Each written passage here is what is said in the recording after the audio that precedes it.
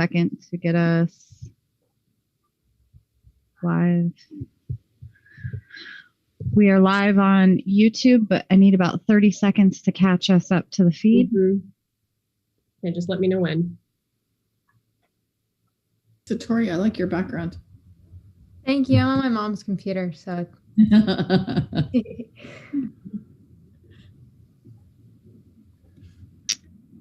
And we're caught up with the feed, but you still got quite a few people joining.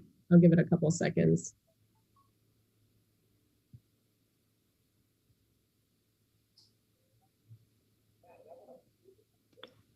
Okay, we're just waiting for folks to join the meeting, so we'll just give it a couple minutes, couple seconds here.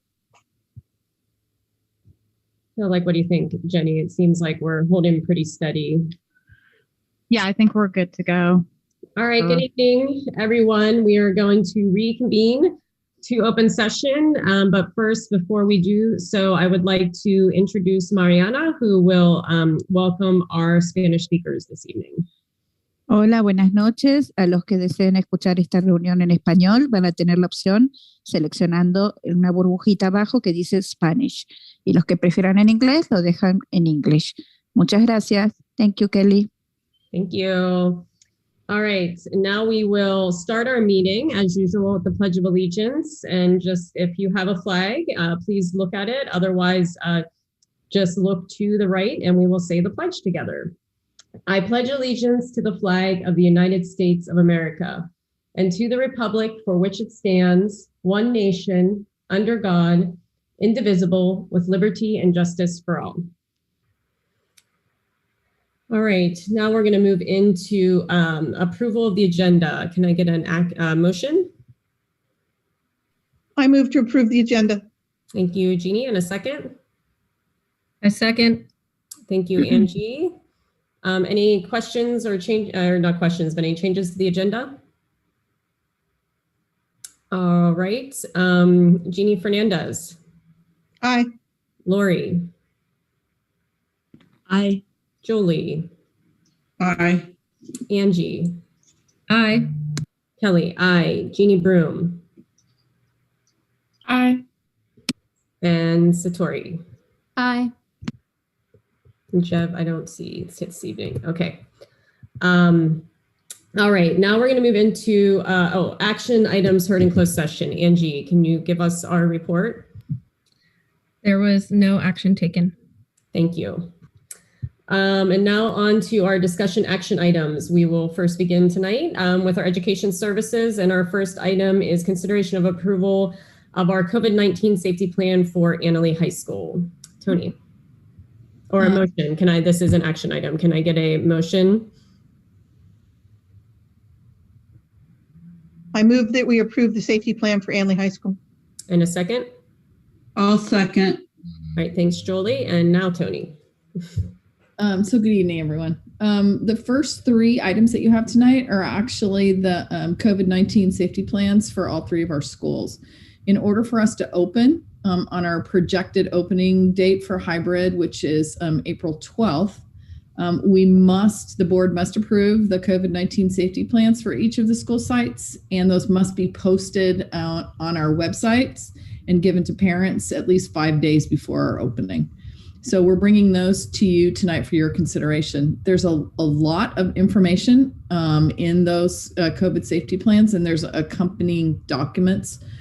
So tonight we have each of the principals. So the first principal is Shauna Ferdinandson, who will be answering any questions. As the plan is very comprehensive, we weren't going to have her go over the plan in detail, but we were going to see if the board had any questions about what they saw in those plans. So I don't know if you have questions, and Shauna should be around, right? I see her. No, that's Allie. Shauna should be in the audience. I'm trying to find her. I found her. Did you find her? Okay, good. She's coming in. Okay. And Shauna, you're in the room, so you can actually turn on your video if you like. There she is. actually just promoted all the principals, so they're all in the room now. Got it. Okay. Hello there. Good to see everybody. Okay, well, I believe you have our COVID safety plan, and there's a lot, just like what Tony was saying, there's a lot of material in the COVID safety plan. Some of it is consistent between all three schools, and some of it is particular to the site. So I thought maybe I would just tell you briefly something that's particular about Annalee, and then of course if you have questions. So at Annalee, we're going to have 3 different stations for students to enter and leave the school. That one station will be at the very front of the school. The other one will be next to the big gym. And then the other one is from the student parking lot. We already have all of our people scheduled to man those entries and exits. So when they come in, they will be using a Parent Square app questionnaire, and they will be able to show us on their smartphones if they have that. If they don't, then we also have paper copies. They'll be able to show us that they've taken the symptom survey, and then they'll have a temperature check. And after that, if they don't have any symptoms and they're going to enter the campus, that is when they get a bracelet. It'll be a colored bracelet, and it will change each day. And that will be a visual signal for students and staff and everybody else to know that, okay, this student has kind of come through the right channels. So that's kind of particular to Annalee because we'll have 3 separate sites. And we have our custodial staff, and Denise they've really done an amazing job. We have all of the markings on all of the doors. The floors have been marked with 6-foot reminders, and also with directional arrows where we have deemed directional arrows being needed so students know how to leave the classroom. So they've really done an amazing job. And I would say that, we're still working on getting some classroom capacities up to date. But really that's down to just a few more to do. Everything else is in pretty good shape. And I am happy to tell you more, or if you have questions. Does anyone from the board, before we open it up for public comment, or did you want to, we have to do these separately, right? We have to do each item and then we'll have, okay. So does any board members have any clarifying questions for Shauna before we open it up for public comment? So just clarifying questions. So with that Parent Square app, they have to fill it out every time they report to school? Yes. And so does the staff. Okay. Any other clarifying questions? I have one thing I can add in, because if we have any parents listening, they might be concerned about, well, how do I get this app and things like that. We do have an informational webinar planned for, I knew it and now I can't remember. It is going to be on April 8th at 5 o'clock. We're going to host, and we'll record it and post it on our website. So we're going to be taking pictures of where students enter and how to get the app if they don't already have it. Some of that information's already got home, but we're just going to do a review that day. So that should also help. Okay, thank you. All right, if there's no other clarifying questions from the board, we'll go ahead and open it up for public comment. And as our usual policy and procedure around public comment, we will open it up for a brief moment for people to raise their hand to make comments on this item. I do encourage you, even if you think about wanting to make a comment, to just go ahead and raise your hand. You can always lower it if you decide at a later moment that you don't want to make that comment, but please go ahead and raise your hands. Looks like you have just one for right now. I think I gave it enough. 2. time. Oh, okay, we'll give it a second.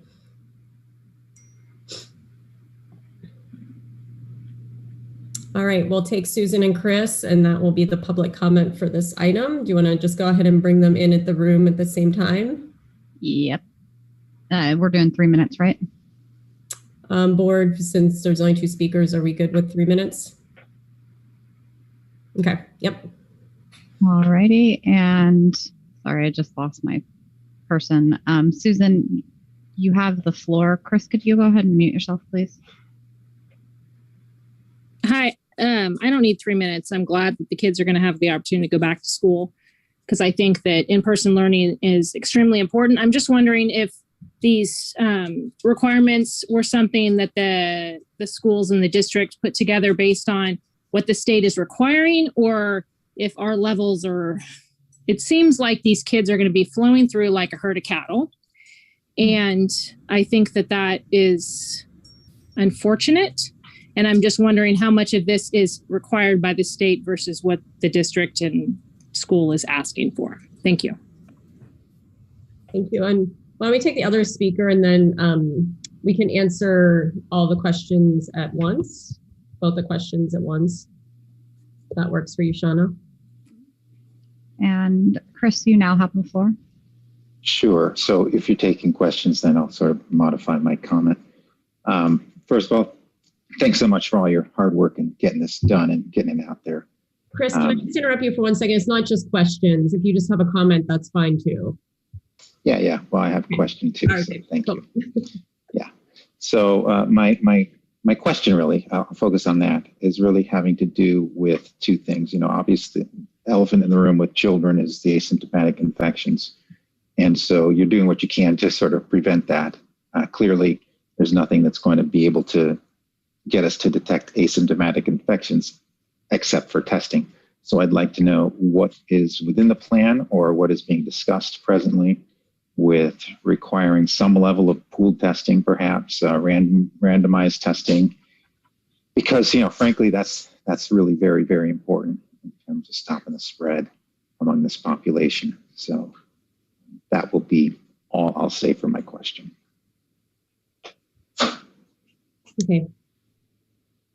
Okay. To the first question that, you know, are we doing everything that we have to do? So we are following all of our California and Sonoma County guidelines for reopening the school. And I can understand where you're coming from and to think of it kind of like a herd of cattle, but I think that it's going to be a really positive experience. Just today we had, and yesterday we started with small cohorts where we're greeting students the same way, taking temperatures and getting them kind of ushered into classrooms. And I've heard really, really positive feedback from both teachers and families so far. So I think that this can be done really well. And we're very excited to have the students back on campus. And we're hoping that it will be, it'll be a fun thing and not a kind of like cattle, as you mentioned. And as far as the testing, we will be offering testing for students and staff, and that will be weekly. Okay. Thank you. Thank you. All right, now we'll bring it back to the board for any comments on the item.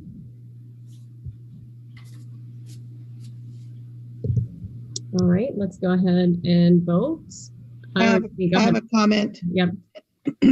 I just wanted to say a huge thank you to Denise Fisher, to Jenny, to each of our principals, Matt, Shauna, and Allie, and anybody else that's been involved in this. Tony, thank you guys very much, because I know just how much people are chomping at the bit to get their kids back into the classroom, at least a majority of people.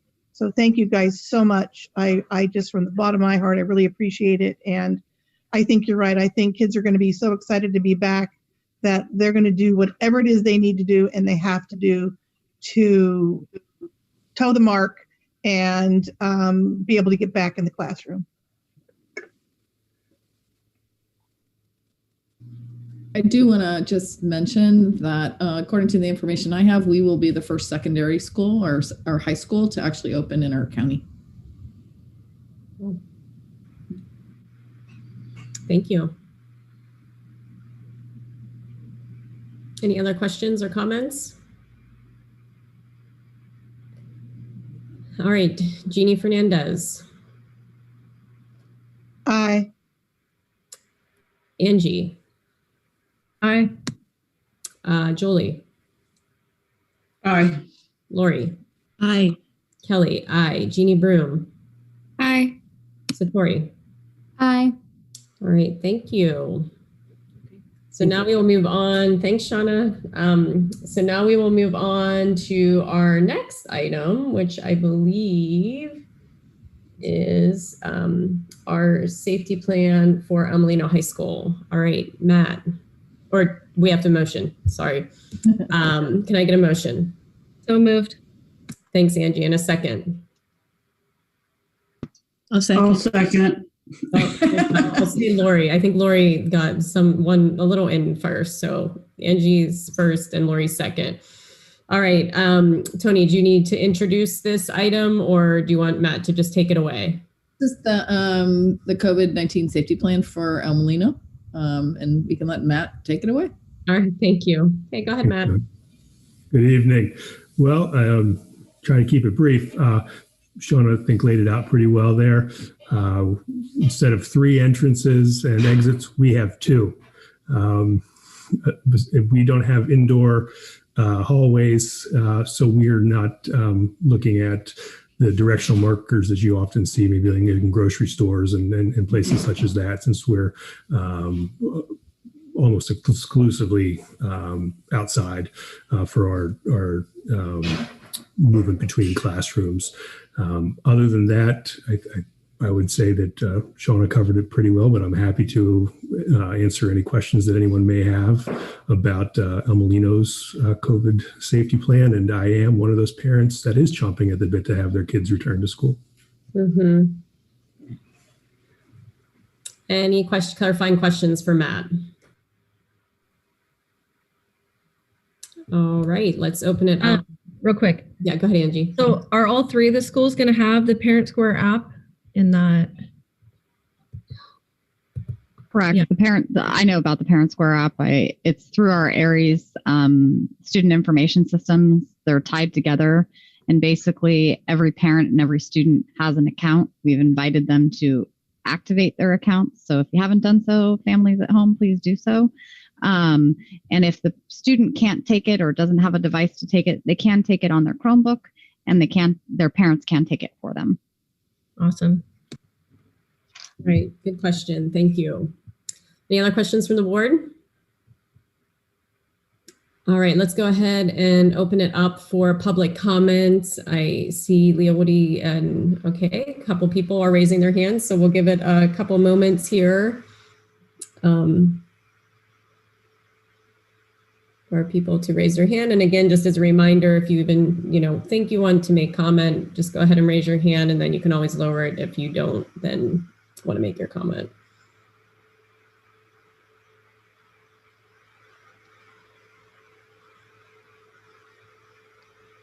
All right, so it looks like we'll stop at Mary Lou and give it, we have 4 speakers. What is the board's preference? Still sticking with our 3 minutes? Okay. All right, so let's go ahead and bring them in.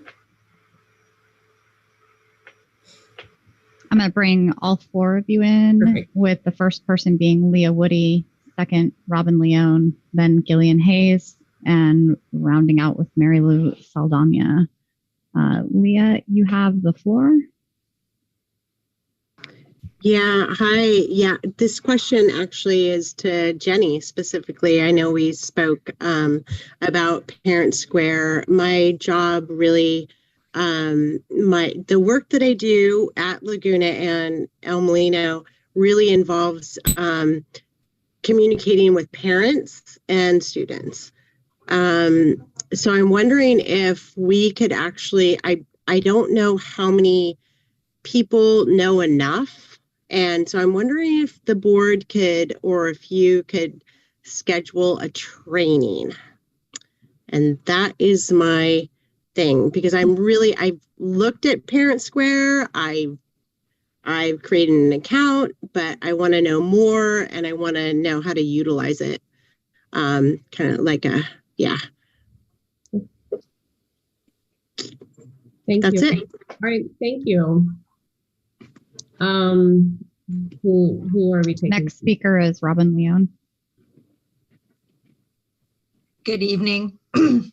I just have a couple of things. One, my question is follows up on, I think it was Chris's question previously about testing. And I noticed that Shauna said that testing would be offered to staff and students weekly. I'm curious whether that is an optional thing or whether everybody who is on campus is required to be tested, and if so, how often? And then my comment is really, thank you, Matt, for pointing out how open the El Molino campus is, how much safer that makes the El Molino campus. And it's really one of those things that I wish the board would take into consideration when deciding where to crowd 1,700 students long-term. So thank you. Good night.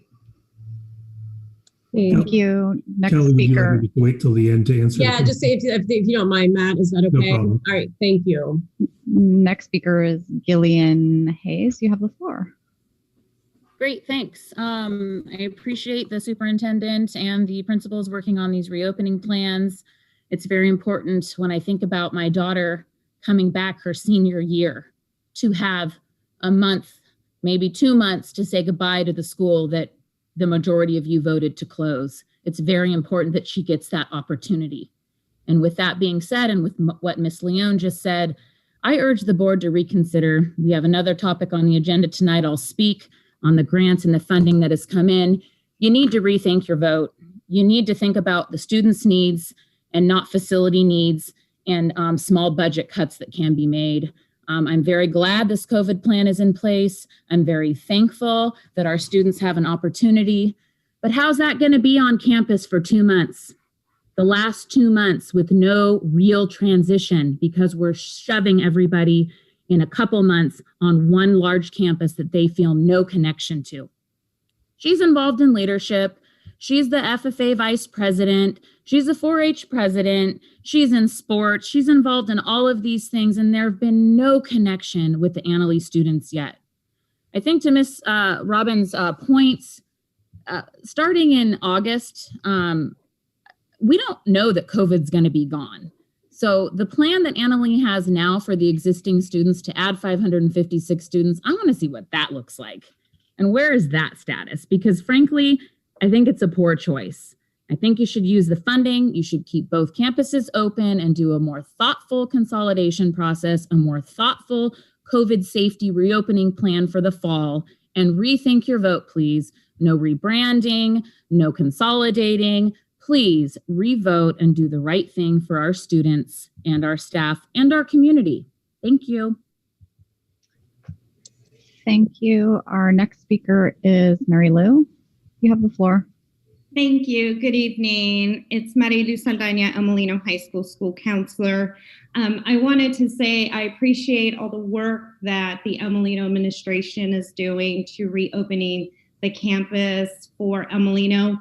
But I also wanted to share about the small learning pods that we've had as well in the library. The feedback that I have received from families that have their student attending the small learning pods has been pretty positive.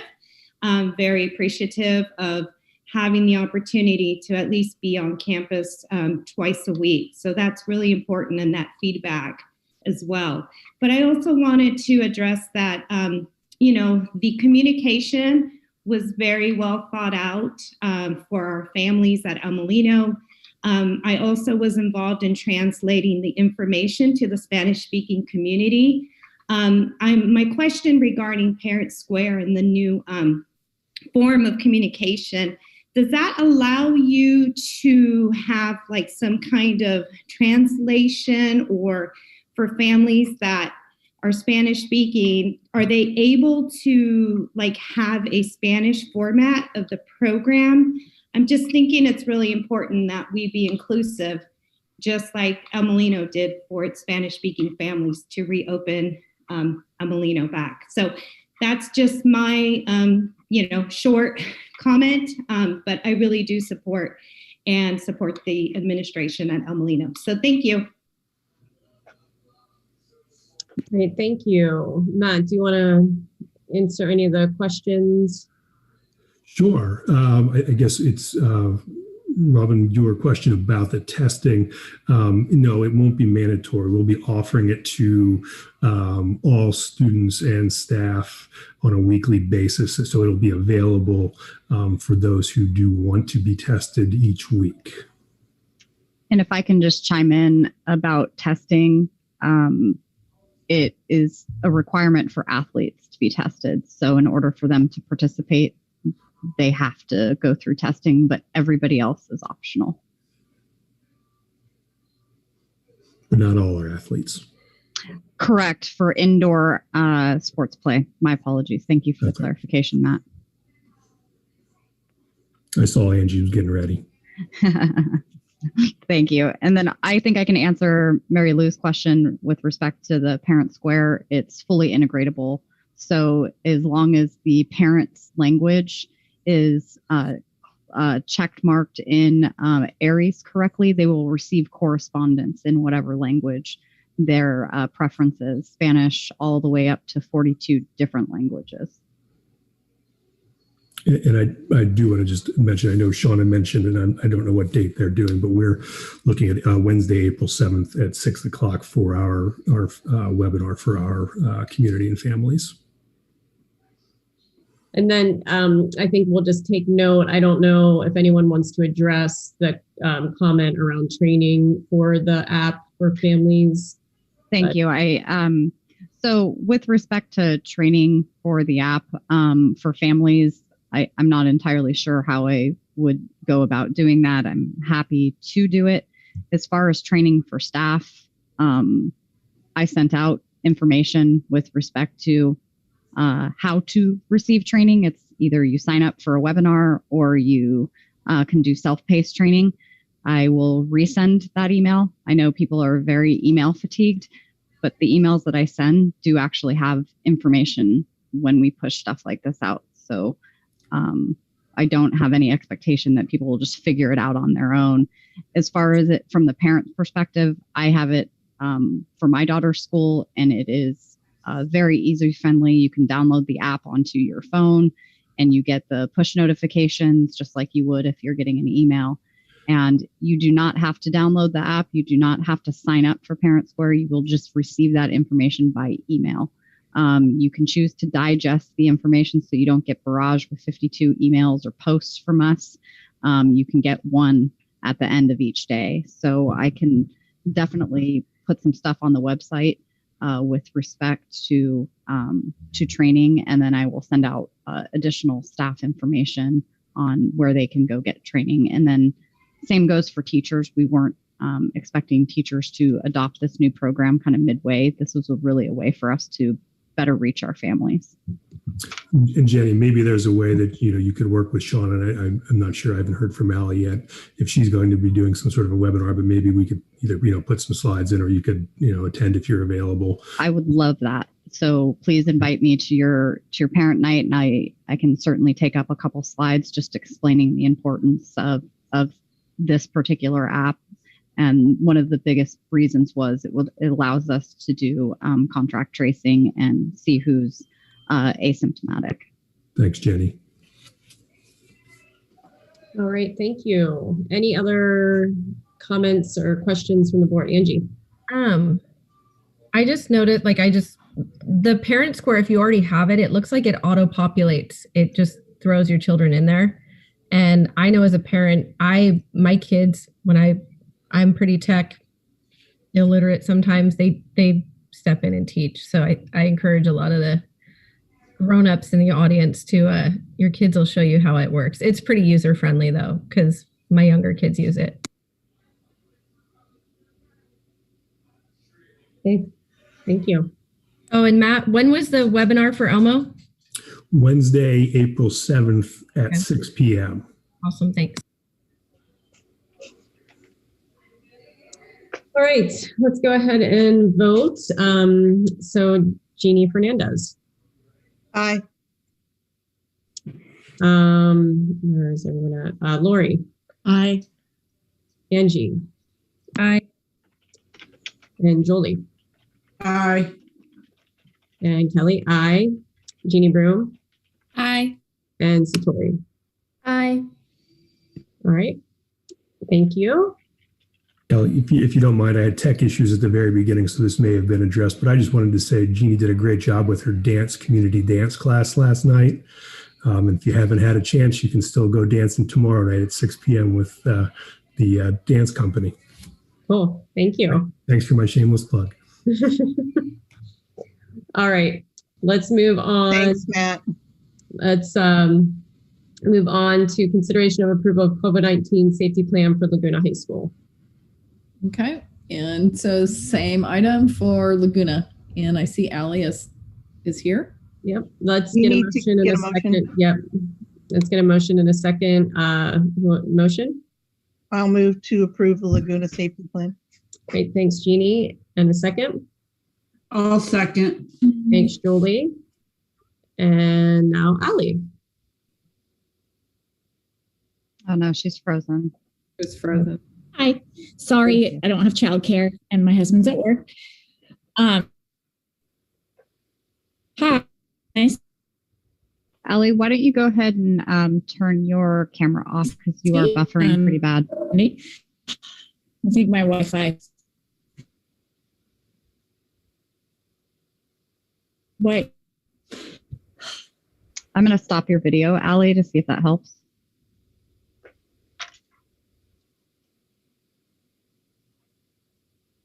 It's much better on so many levels. So thank you. Hopefully you guys can hear me. We can hear you now. Okay, good. Now you can't see my children. Perfect. Thank you. And you can't see my kids or my cat or my dog. So I'm sorry.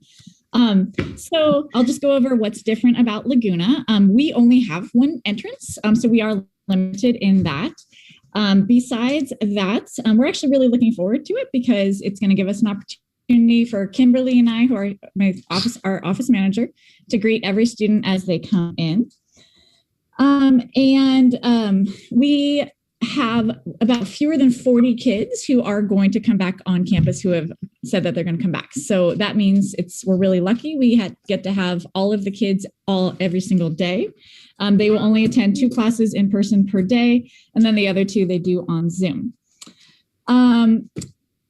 We do have a webinar set up. It's April 12th. And Jenny, I would also love it if you would come to our webinar. So thank you for offering, and thank you, Matt, for saying that. I just want to say I'm really excited that we get to have kids back. I'm thrilled. And I think it's a good way to move forward. Also, just incidentally, we graduated 18 kids today. So we're celebrating at Laguna today.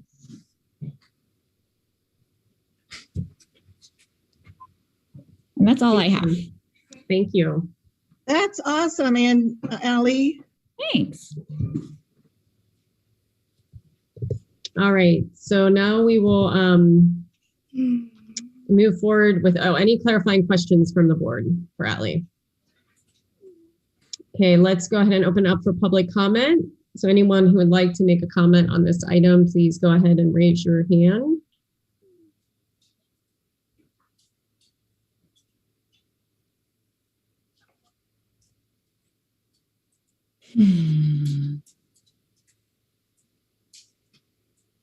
Okay, I think Leah Woody. You want to go ahead and bring her in? I'm not going to start the timer. I'm just going to watch it myself since she's our only speaker. Leah, you have the floor. Yeah, I just wanted to pop in because, as you all know, I work at Molino and Laguna, and I just want to applaud those graduates. And I also wanted to mention that the number of FAFSA applications that have been done have been far and beyond in previous years, and also JC applications and Counseling 270 courses. So I just want to commend all those efforts that from the teachers and the staff at Laguna to make that happen. Okay, thank you. And we'll bring it back to the board. Any clarifying or any additional comments or questions from the board?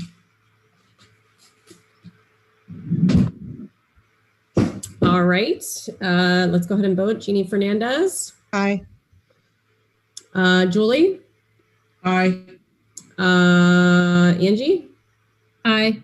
Lori. Aye. Kelly. Aye. Jeannie Broom. Aye. And Satori. Aye. Thank you. All right, with that, we will go on to our next item, which is an update on the consolidation process. Okay. And this is an update, so it's not a discussion or an action item. It's just giving the board and community information on where we are in the process. And as the background, I think everyone knows that on March the 10th, the board did vote to move forward with consolidation of the two campuses. And on March 16th, the board did vote to entertain to begin the rebranding process for the Annalee campus for the consolidation. And both of those, the board voted, would happen in the beginning of the 21-22 school year. So tonight, what we want to do is update you on where we are, and we've done a lot in a short amount of time. And actually, with me tonight, I have a short presentation, and as part of the presentation, I have two partners that are joining us in the Unity process. And so, Jenny, I think you have the presentation. Ew. Okay, so we've Tony, I might recommend to the all the board members and people on the screen to turn off your video so that the public can see easier. Okay, so the presentation tonight is an update on the Unity process that we have begun since the last board vote. So you can go ahead to the next slide. So the purpose in our Unity process is to unite the staff, the students, and the community. And our values are centered on the portrait of a graduate. And those terms are listed here: empathy, balance, curiosity, collaboration, communication, and resilience. Go to the next slide. So our Unity committee has met 3 times up to this date. And you can see here that we have future meetings scheduled every Monday through May. So we know we have a lot of work to do, and so we are planning to meet every week to do that. The Unity Committee Action Plan involves 3 areas, as we've mentioned before. It involves students who will be supported by the site leadership classes, and the students will be in charge of selecting options for new school colors, mascot, and name. The staff work group, focus group, will collaborate across the sites to develop a new staff culture and curriculum. And of course, that would be rooted in our Portrait of a Graduate and 21st Century Skills, and also our community values. There would be a third subcommittee, as there is a third subcommittee that's focused on community. And this committee has begun the process of deciding how to preserve the history of both sites, including traditions and physical artifacts that exist at both sites. At our last meeting, we divided into these 3 groups, and you can see here the 26 members of the Unity Committee and the focus groups where we began work at our last meeting, which was yesterday, actually. And you can see the student group is a little bit smaller. That is intentional because students will be joining that group. And these groups will also be reaching out to additional community members and additional staff to begin the work that we are planning to do in the Unity Committee. So we have the additional information that has come up is in the last week, actually in the last couple days, we have joined with some Unity campaign partners. So we have formed partnerships The first partnership that we have formed is with Varsity Brands, and Kristen Feeble is here tonight to give the board a brief look at what Varsity Brands has to offer for our district. So I think Kristen is here. And Kristen, we have your presentation, I think, linked. Did it not happen? Okay, Jenny, it's not working.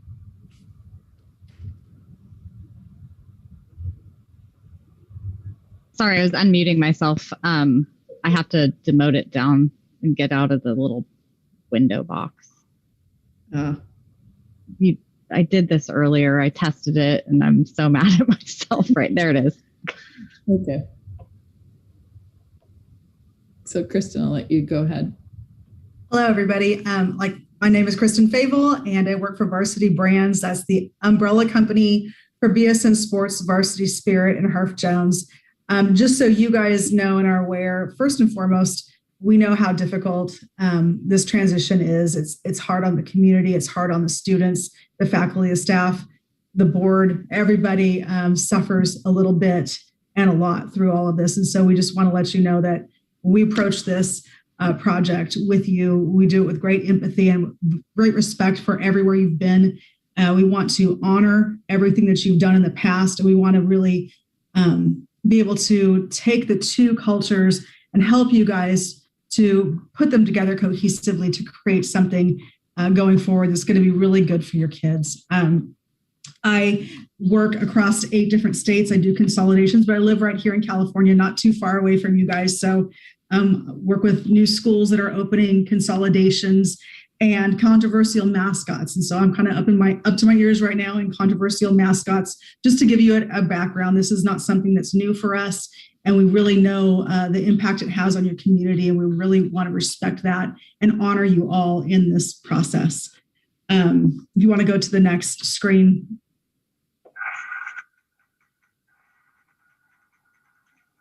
I don't know that you have sound on this. It doesn't sound like it, but are you guys not hearing the sound?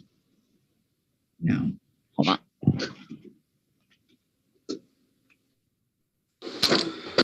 And that's okay. That's okay. We can walk through if we don't have sound, but these are just some examples of some of the work we've done through our branding company, VIP Branding. We only brand schools. We don't brand dentist offices or anyone else. So our real focus is how that brand aligns with your values and how we can help you guys to create a brand that's going to be strong and eternal going forward. And this is going to be a historical time for your community, and we recognize that. Sorry. Well, we want to move on to the next slide. That's okay too. So this is our like I said, VIP is our branding company. And when we go to brand a school, it is very collaborative. So at your site, you're putting together that group of stakeholders, and that's really your students from each school collaborating together with a real empathetic focus. You know, we know that everyone's hurting. We know this is not popular, but together these kids can be really strong, and the kids, they're going to be the leaders going forward to create this unity. We feel like that's going to probably be an outpouring of the kids, and we can help to make that a positive experience for them. Next slide. So the ways that we do that is through discovery, development, and deployment. The first thing we do in discovery, we find out everything we can about both school sites, about everybody, all of your history, everything that you do. And then we come together with your students, our artist, and our brand manager, really work at your pace collaboratively. We don't stop until it's right, until we get it really right for you. These students are this is going to be student-led projects. So those are actually the most rewarding and the funnest for us, because students are innovators and creators, and that makes it an exciting process even for our artist, and who's going to be working directly with your students just in a few weeks. From there, once it's developed, you can go to the next slide. We provide you with a new brand, really based on the input of the kids and their input from the community and from their friends. And we just want everybody to have an understanding of what we do. We want to be very transparent with the process for you so that you can see what's going on. But there's an example of a rebranded school. locally near you, we did rebrand the Napa Indians, and they are now the Napa Grizzlies. This is not their brand, but that is one of the schools that we worked with that's very close to you. I'm also working in Santa Clara with all 3 of the new schools that are going in there. So those are some local projects to you. And we can change slides. From there, we put everything together into a brand guide. That brand guide will have every single brand mark that we created for you, really a collegiate style brand guide that will be like the Bible of your brand going forward. So everyone will know exactly what it looks like, how it's to be used, and we'll have a really strong brand moving forward. And then on the other side, you will have a brand, password protected brand locker that will store all of your images vectored in every file format and ready to use. Our commitment is that there's equitable access to every student, every club, and every person on faculty, staff, coaches, everybody, so that your brand is really strong out the gate. We know it's important that we do it right, and we know that is integral in it, that every student has access to that brand. And here's a perfect world where everyone's branded, well branded. That brand is displayed everywhere. The students are excited and happy. I will say, going through these processes in the past with either a Native American or a controversial mascot and collaboration or consolidation of 2 schools, kids are very resilient and they seem to do very well. It's harder on the staff. It's harder on everybody on the outside, and we recognize that. So we want to make this a powerful, powerful experience for all of you. And that's the end of my program. I will say, in addition to taking care of the branding, we will be doing some facility branding. So your facility will be branded with that new brand style. We will be bringing in guest speakers to speak on unity, to bring the kids together. We have a lot of things up our sleeve, student development programs as well, everything aimed at uniting the 2 campuses and making this as smooth of a process as possible. So we're excited to be working with you, and we really thank you for that.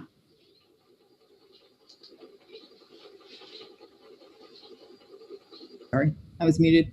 Thanks, Kristen. I did want to mention before we move on to the next slide that the initial branding process will be free to the district.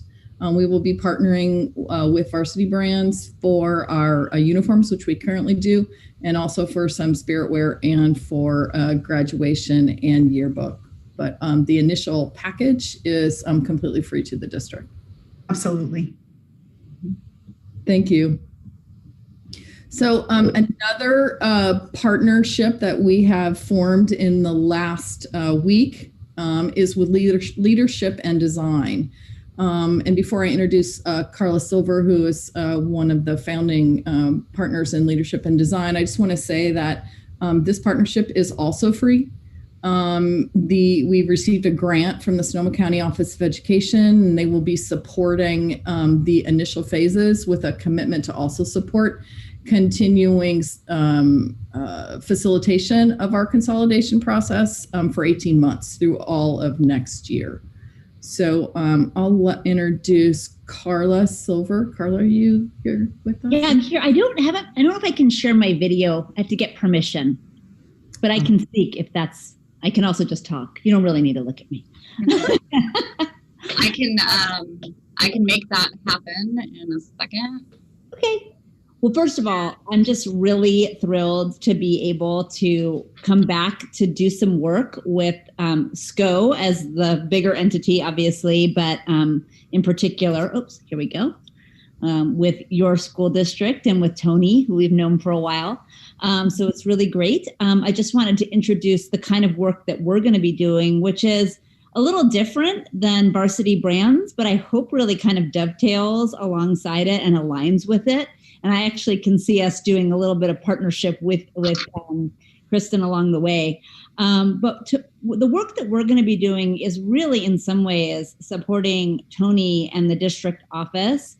In some ways, sort of project managers of the process of consolidation. And when I say that, I really mean that this is an enormous job and there's already work that the district offices has to do, that they always do. So this is above and beyond that.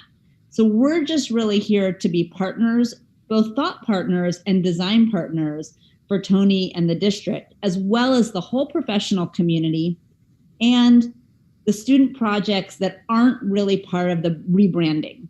And when I say things like that, I'm talking about things like, how can students be involved in designing experiences in the first part of the year that really welcome and integrate both campuses together, right? What are those rituals and traditions that may not be focused on the brand and the mascot, what Varsity Brands is going to be doing, but ways that when students show up on the first day of school, that everyone feels like they have a place and a sense of belonging in this new entity. Mm-hmm. And similarly, we'll be doing some work with those other two committees, the staff committee and the community committee, to do some of those very same things. Mm-hmm. For us, our primary goal is to kind of keep 5 primary principles as a container for all of this work. And so as we work with Tony on helping her to communicate what's going out, as we work with these various committees, the staff and the community and the students on their design projects, we really want to keep 5 things really front and center. The first is we really want to make sure that we put the students at the center of all of this work. It's super important that as we have these conversations about moving forward and really bringing these 2 schools together, that it's really about the student experience, and that we're keeping that as the most important focus. The second thing is that we really want, and this is kind of connected to that, but we really want to make sure that this process both aligns but also leverages and operationalizes this new portrait of a graduate that the district has spent so much time on. It's an amazing set of sort of goals for students as they move through the district and they move through their high school experience. And we want to make sure that everything we do is sort of pointing towards that. That's the compass for the work that we do.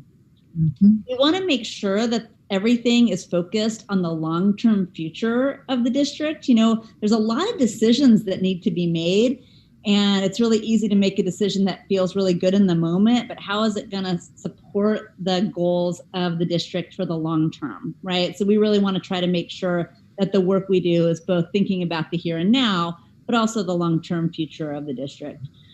We want the work to be optimistic. That's the 4th thing. And when I say optimistic, I don't mean that everyone's always happy all the time. That's not going to be the case. We know this is a very messy, it's a very human experience, but we do want to keep our eyes on the prize. We want to make sure that people are thinking, that students are thinking, that staff is thinking, that the teachers are really thinking about how this can really be beneficial to students and ultimately a very positive experience. And the last thing is that we want to make sure that all of the groups that we're working with, all of those committees and the district itself, that they're balancing both the enormity of this task and the many tasks that make up this consolidation, but that we're balancing that with making sure that we're maintaining the health of all of these groups, that the faculty are doing this work and that they're supported, that the school district is supported, that people are able to have open and honest and courageous conversations, that they're able to and then commit going to group maintenance, lots of check-ins, lots of empathy work, lots of trying to better understand needs so that we can really meet those needs in the short term and in the long term. So that's the work that we'll be doing. And a lot of our work is working with Tony on a weekly basis, checking in with her and helping her to move these various projects forward. And when she needs an extra set of hands, that we're there to be that extra set of eyes, and we're there for that as well. And I'm particularly excited about actually getting, hopefully once some of this COVID passes, hopefully getting in this, I live in California, but I'm not in Sonoma County, but hoping to get back there and actually doing some of this work, especially with the students and the staff on the ground. Anything else, Tony, that you want me to mention? No, that was awesome. Did you have anything? You didn't have a video or anything you wanted to share, right? You're good. No, I didn't. I mean, I have so many slide decks, but I think for the sake of this meeting, I was just here to show my face and hopefully get a chance to meet many of you in the future. Awesome. Thanks, Carla. Okay.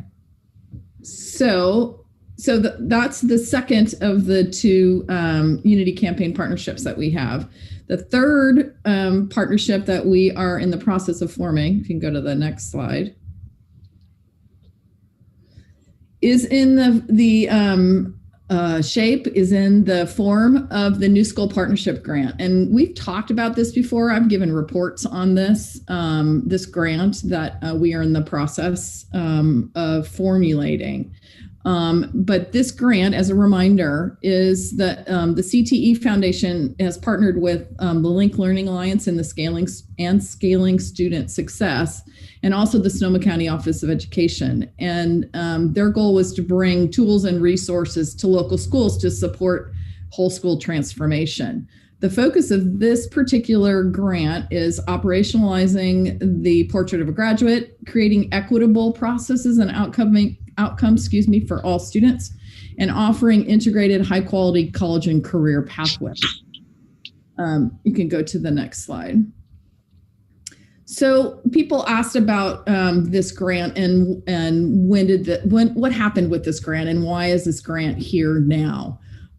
This grant, I was approached by the CTE Foundation back in November, and we started having initial conversations. And at that time, they were asking me about what the needs were for our students. And we were talking about programs for our kids and options for our kids. So nothing related to consolidation at all. No conversations about that. Just conversations about what did our kids need?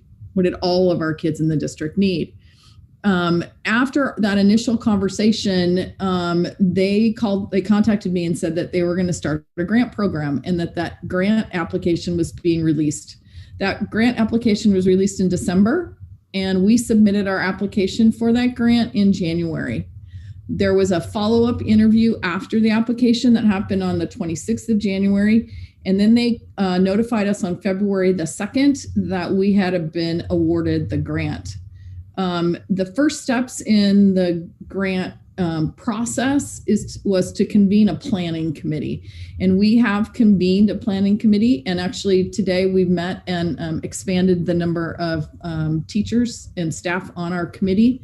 You can see the planning committee listed at the bottom of the slide. It's Allie Green, Megan Gilmore, Shauna Ferdinandson, Bethany Hoff, Nancy Williams, Jared Brown, Claudia Camacho, Brooke Belt, and Nicole Ochoa Wilkinson. So this planning committee, the purpose of this committee is really to, and the words they use is planning the plan. So we're doing some initial planning for a whole entire planning year that will happen next year. You can go to the next slide. So before I talk about next steps, the purpose of this, so in the process, I think you guys can see when we looked at, can you go back to the last one? Sorry. When you look at this timeline, there was no intention of this grant, nor did I know about this grant when we started having the initial conversations about possible consolidation. But it just so happens that the two of these have converged together. So at a time when the board has made a decision to join our school campuses, we are actually being offered a grant that will indeed help to unify our district. And the planning portion, like I said earlier, of this grant is actually next year. So in the first year of consolidation, while we're having those conversations about, how do we work together and what happens with curriculum, we can also be implementing and planning for using this grant as another way to bring staff and students and our community together. So it was really a happenstance, but it's very fortuitous, I think, for the district for these to actually be coming together at the same time. So you can go to the next. So what are the next steps in terms of this grant? Our planning team is going to be meeting to complete a draft proposal, and the draft proposal is only about how do we spend next year planning. There's been questions about like how much money is involved in this grant. At this point, what the CTE Foundation and Scaling Student Success and Linked Learning and SCO is asking us to come up with a proposal and imagine what it is we need. And then they will approach their funders and be able to let us know how much exact funds those funders will be able to allocate to this grant. We're not the only school district in the part of this grant. It's our school district. It's also Elsie Allen and it's Casa Grande. So those three high schools are working together on this grant. But we are able to formulate the grant and our ask of the grant, like I said, for a planning year for next year. Implementation would happen in the following years. So as it says here, the CTE Foundation is going to secure the financial support for both the planning and implementation phases, which will begin fall of 2021. So basically what I wanted to outline for you tonight is that we've done a lot. You can probably stop the slides. We've done a lot in a short amount of time in order to move forward with the, can you still hear me? My little screen is circling. Yes, we can hear you. Okay. We've done a lot in a short amount of time to prepare or move forward with the Unity process. So I'm happy to take any questions that the board might have about what we've talked about tonight. Ron, I think this isn't an action item, so we can take clarifying questions from the board, and then I will open it up for public comment per usual process. Are there any clarifying questions before we go to public comment on this item? Go ahead, Julie. I was just wondering if you have any idea what is expected to be done by the start of school in August. And I see Tony's frozen, so I don't know. I think I can still talk. Yeah, we hear you. Yeah, we hear you, Tony. So go ahead.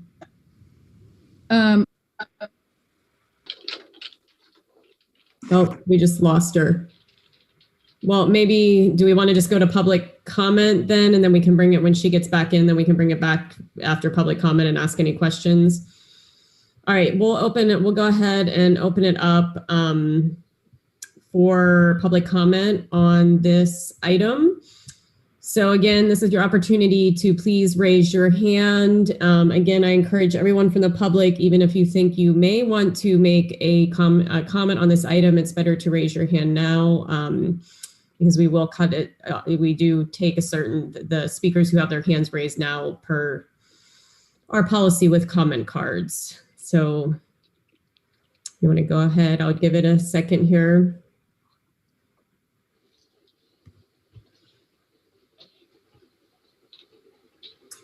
All right. Looks like we're gonna stop comment at Eleanor Gorman. We have 9 speakers. So what is the preference from the board of how much time we want to give each speaker? What about a couple of minutes? 2 minutes? 2? Okay.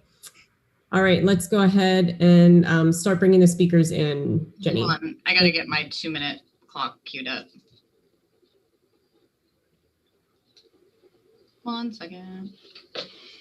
And let me share my screen. Get the participants going. All right, so I'm going to bring you in 4 at a time. First speaker, Gillian Hayes, Adam Parks, Janine Chernella, and Carmen. Carmen, you know who you are. I can never say your last name. I apologize.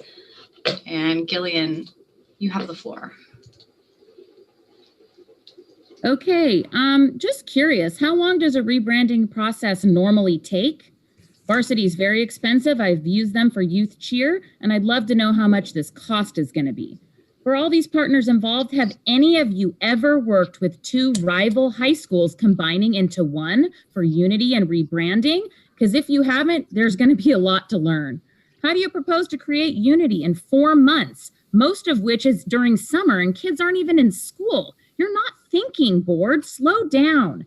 I kept hearing varsity say, unite the campus, unite the campus. But what are the solid ways you plan to unite the campus? A picture of a lion or a tiger isn't going to unite a campus. Unite is a word. What are the actions that will make that unity happen? The thought and design partners for Tony in the district, she kept saying that she's supporting the faculty, supporting Tony whenever she needs hands. Tony, Tony, Tony. What about the kids? The kids are the first priority, the students, not the faculty and the superintendent. They're part of it, but they're not number one. The kids are number one. How are you going to set up a process for success for my children? Slow the consolidation. Do this work over the next year. Make it a thoughtful process. Carla, there's nothing about this decision that feels good in short term or long term. Think about our kids' mental health needs. You want to do empathy work over summer? That doesn't work. You're rushing a process board that will hurt our kids. Stop, put their needs first. Make these partnerships meaningful over the next year. You have a year worth of planning for the CTE grant, but you can't do a year worth of planning for the consolidation. Are you for real? Where is the logic in these decisions? Everly, you want to be a lion when you grow up? Yeah. That's my 6-year-old. Put some thought and some process into this. Slow the consolidation. Do it right over the next year and quit making mistakes. Stop now. Our next speaker, hold on, let me reset this thing, is Adam Parks. And if I can remind everyone in line, if you can only unmute yourself when I've asked you to, because you move in the queue and it messes with my brain. Adam, you have the floor. Thanks. Tony, real quick, I apologize if this was made clear, but CTE, I'm assuming that refers to career technical education? That's correct. Okay, so then my comment is as follows. All deference to the previous speaker, I think that one thing that would help this be smoother for the kids is that the parents would start to pay attention to the fact it's for the kids and not about the parents. From the look on the screen in terms of the makeup of the people that you had on the CTE committee, one of the things that I've been a huge advocate about ever since we started discussing this a year and a half ago was building a bigger, better CTE program, bringing back auto shop, bringing back welding, HVAC, whatever. We have partners in the community that are excited to be participating in that. I don't see anybody on that committee that is from the community. I may have missed somebody, but it doesn't appear that there is anybody from the community. We need to get the community involved. And I think the other thing that would be super helpful for both sides, to stop thinking about it as both sides, but also if we started to look at what we can do, if the decision has obviously been made to use Annalee as the primary campus, but that does not mean we don't use El Molino's campus. I am very hopeful that in the long term, we become the West County Wildcats and both campuses maintain their identities, both campuses maintain their Hall of Fames, their sports memorabilia, et cetera, and that we can use both campuses. We've talked about that. Now is the time to start looking at what that looks like in reality so that people have something to get excited about. Because it sucks for the people in Forestville to sit there and think that their campus is going to be abandoned. I don't think that's anybody's intention, but I understand why they feel that way. Let's start getting together and talking about what we can do out there to build these CTE programs that we so desperately need in our global school district. Thanks. And before the next speaker comes on, Kelly, we have lost our superintendent. Thanks. She is having technical difficulties and she is rebooting her computer right now and trying to join us. How do you want to proceed? Hurry up. Sorry, I'm here right now. You're back. Oh, there she is. Yeah, I just had to send her mental, please, Tony. Thank you. Okay. All right, we'll keep moving on then. Thank you. Perfect. Janine Chanel, you have the floor. Thank you. Regarding Varsity Brands Consultants, while you said the initial package was free, when does that initial package end and the rebranding process begin to cost us? And what is the cost to completion of the rebranding process? You said rebranding would start at the beginning of the 2021-2022 school year. What is the specific timeline for the beginning and completion of new school name, new school colors, new mascot, and new signage? I want to know what the cost of rebranding versus the cost of keeping El Molino campus open is. I also want to know what funding is being used for the rebranding. When I looked at the Unity Committee, I couldn't tell how many representatives were from El Molino or Laguna or Annalee. I also couldn't tell who was representing the outer lying feeder districts, especially the ones that are at a distance, like Fort Ross and Jenner. Are you evaluating each of the 3 campuses for the best outcome for the kids? Regarding the leadership and design consultants, when you spoke of your 5 primary principles, initially you said students were at the center of all the work, but then you spoke about leveraging portrait of a graduate and long-term future of the district. You want to be optimistic, but you didn't mention maintaining the health of the students. I don't think that how things are moving forward at this time is taking the best interest of the students, all the students, current and future, into account. And I want some assurances. Thank you. Thank you. And our next speaker is Carmen, followed by Jesselie Mills, Yvonne Birch, Galen Sword, and Eleanor Gorman. Carmen, you have the floor. You with us, Carmen? Can you hear me? Yeah, I can hear you now. Okay, great. Thank you. Just a quick clarifying question, if I may. I'm on the Annalee Bandwagon Board and also Boosters Board, and we're going to have to start preparing for funding for rebranding, because I would imagine that not everything is covered by the initial grants. But how might we find out as a supporting organization what will be covered and won't be covered? For example, for band, we will presumably need new marching uniforms. So thank you. That's all I had. Thank you. And our next speaker is Jesselie Mills. Hi, Jesselie Mills here. I just want to say Jeannie Trinella pretty much nailed the questions here. What is the cost, the long-term cost of all of this going to be? Because yeah, starting out, varsity is not charging, but we don't know what the long-term costs are, where that money's coming from, and who is going to be involved in that. I'm concerned with, the Unity Committee, who's on the Unity Committee as well. Seems like a very Annalee heavy committee from what I recall. Again, I feel like the El Molino side is kind of being ousted and not being involved. And to the speakers tonight, I think what you guys need to realize is that the board decided in 1 month to consolidate the high schools and pick a campus in 1 month. So that was October to November when they made that decision and passed the resolution. So it's going to be very difficult to bring everybody together and have these visions that you all hope for. So again, I'm urging the board to put on the brakes. As Gillian mentioned, you haven't done your homework. You haven't done the proper process for picking the correct school. You've been rushing this. You're putting the kids' mental and emotional health at risk. But great, you have somebody here to help rebrand the school at who knows what the cost is going to be and who knows where the money's going to come from. So please, I urge you to put on the brakes. Put on the brakes. I mean, Lori said at 2 meetings ago, she said she didn't even know when she voted, she was voting for a campus. So that means the board's not on the same page. So put on the brakes. Think about the kids. Think about the kids. I agree with Adam Parks. This is about the kids. It's not about the parents. It's not about as much about the community. These kids are suffering. They're suffering. Talk to them. Reach out to them. But put on the brakes.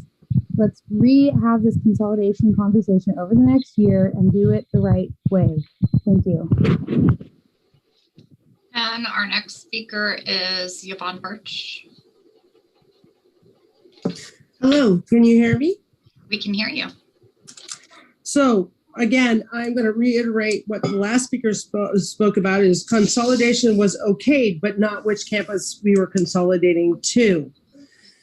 And moving on from that, if the Annalee campus is agreed upon, or if it was, and nobody knew that, my son was embracing the fact that this consolidation was going to happen.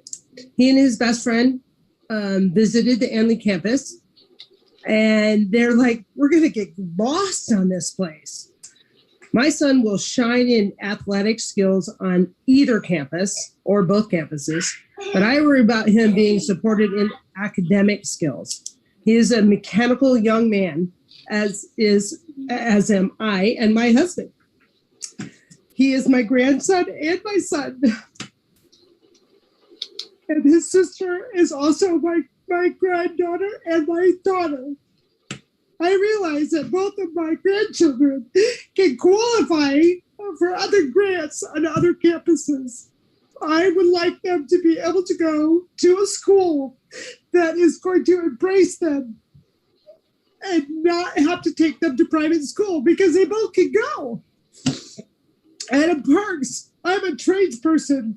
I am a woman who pushed through all of the male stereotypical crap. And we still have not said which campus will be utilized. And you need to know that. Your vote was on consolidation, not which campus was going to be there.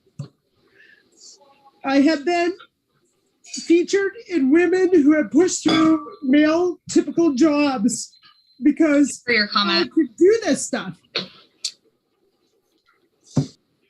Next speaker is Galen Sword.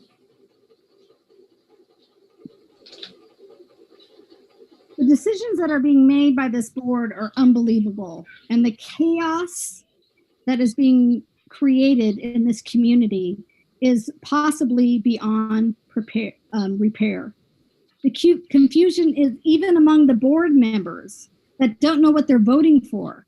A member seconded the motion to move forward with rebranding, but believed she only voted to start the discussion. Nothing has been thought out except for the things that you have chosen to keep from the public's view. Tony, in a letter to the NCAA Accreditation Board, stated that, quote, all courses currently offered at both schools will be offered at the consolidated school. And that though I don't believe this is accurate, the fact is that if no changes are being made to the course catalog for the school that you are creating, then what are we being offered? Nothing. Our lives are being completely disrupted with no benefit to us. Molino students don't want what Anley has to offer. If they did, they would have gone to Anley in the first place. Why would you make these reckless decisions? Because you have a plan. You've had a plan all along. All of these discussions and pleas have been a ruse. You want to steal the Molino students and build Anley's ADA. You want to take the tax base and you want to take the bond money. Shame on you. Shame on you for not having the decency to be honest about what you have planned. Shame on you for not being open with what your plan has been all along so that we would be able to join with you and make this process happen for the benefit of our students. Shame on you for being so selfish, unethical, and deceitful. I would expect much more from our public servants. Thank you. And our next speaker, our last speaker is Eleanor Gorman. Hi. Well, let's see, on a positive note, I'm excited about kids being able to get back to school. There's just so much cognitive dissonance right now with hearing consultants talk about as positive as they can about empathy and moving things forward. It's a very bizarre experience from a parent at Molino after all that's been going on. I'll just say it's very, very bizarre. I'm sure they're empathetic with how I'm feeling. I think Adam Park said this, and I agree with Adam.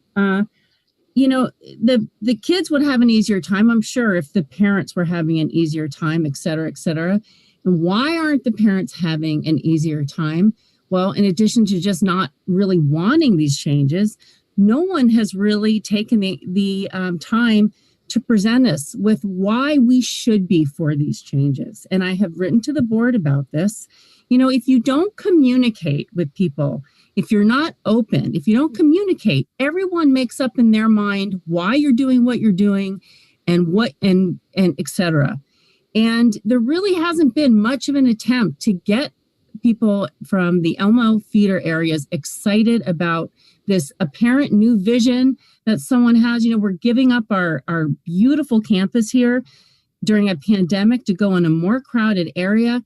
You know, it's just so interesting to me that there hasn't been a big attempt by this board to try and win over the voters, the taxpayers, the parents, the communities in the West, in the Elmo feeder areas. Why is that? And it boggles my mind. And I think it really deserves some real serious consideration as to why this area and this community doesn't get that respect.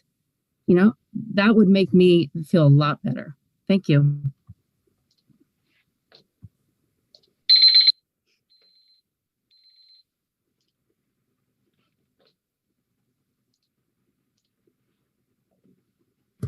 Right, we'll bring it back to the board. I think, Julie, you were starting to ask Tony a question earlier, if you want to start with your question, and then Tony, if you want to address any of the comments or questions by the audience. Yeah, I was wondering if they had if you have a timeline of what's expected to be done by the start of school in August. Mm-hmm. Yeah, the goal would be, God, why am I having trouble tonight? The goal would be to have completed the branding process, to have identified a mascot, a color, and a new name. That would be the goal. And then we would continue. I mean, that's our hope, is that we will be able to have that complete by the time school starts. The goal, the ultimate goal, is to create a school environment where all students feel welcome. That's the goal, to create activities and begin that process now, with the goal of having that complete by the time the school year starts. Each of the committees has a different goal with a different timeline. So that's the student group that I'm talking about. The staff group, the goal for the staff group is that they will have a plan and a timeline as to what am I trying to say? What things need to be completed and what the timeline is for completing them. How do we gather staff together socially? How do we have those conversations about curriculum? All of those conversations, and that committee is developing that timeline, the list and the timeline, as well as the community committee. The community committee is developing a list of the artifacts and the historical items at each of the campuses, with a plan for how to preserve those. So different committees have different timelines and goals. Is there any talk about diversity training or training of how to deal with trauma? Yes, that's part of our, that's actually part of the COVID plan. And the initial conversations are that some of the COVID funds would be dedicated towards mental health and counseling. So that trauma piece of COVID and all the other traumas that our students have lived through in the past couple of years, all of that would be addressed through increased mental health services and counseling, as well as community development activities.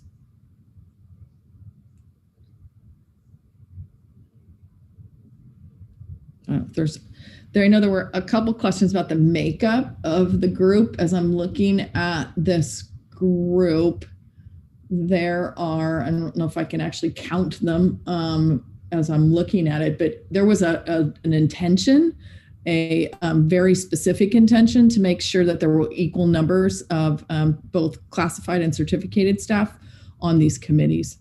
And the reason why there aren't community members on this committee, actually, I don't think that was the question. I think Adam's question was related to the grant committee, the planning committee for the grant. The reason why there aren't community members on that is that this committee is actually a planning to plan committee. So this committee is specifically made up of key teachers at each of the school sites, and they're the core planning group. As we move forward into next year, we will definitely expand that committee and involve community stakeholders and community partners in that effort. But this is the core planning group right now. I can't remember the rest of the questions. Yeah, Tony, there was a comment with regards to the makeup of the Unity Committee. Right, and that's what I was just addressing, is that the Unity Committee, there was a purposeful intention of having equal numbers of staff, both certificated and classified, from both Molino and Annalee. I'm looking at the list right now. I mean, if you wanted to give me time, I could count them, but there was a purposeful intention. In fact, we had several members who have left the committee, and we added new members to this last meeting that was yesterday. Community members, a community member from El Molino, and several additional staff members from El Molino, so that the committee was equally represented. And then there was a question just about a number of questions just around the cost of the rebranding. Mm-hmm. Yeah, I think Jeff and I we were talking about the estimates for that, and the largest initial cost will be for uniforms, for new sports uniforms. When Jeff was doing, when we were doing the initial estimates of savings in a consolidation, I think we estimated high. Our first initial estimate, I think, was 1.4. Yeah. And then when we did the most recent estimates for consolidation, it went down to 1.2.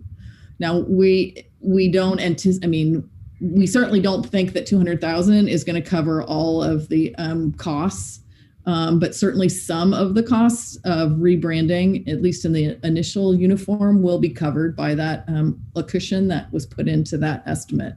There will be some additional costs to the district. I think that we estimated the total, I think, was 150,000 for all new uniforms for all sports in the initial year. But like I said, some of that cost will be covered in that cushion that had been created. But yes, there will be. And then in following years, then the past practice has been that once there are new uniforms, that there's fundraising that happens from the booster clubs for each of the sports, and they then take over the cost of replacements from there. So we don't have any intention of redoing the whole entire campus, even if we do have that process done. But through the agreement with the varsity sports or varsity brand, there would be banners and things like that we could use temporarily to make the campus a more welcoming environment for all students initially when we begin in the school year. I think, Tony, I have a quick question. Yeah.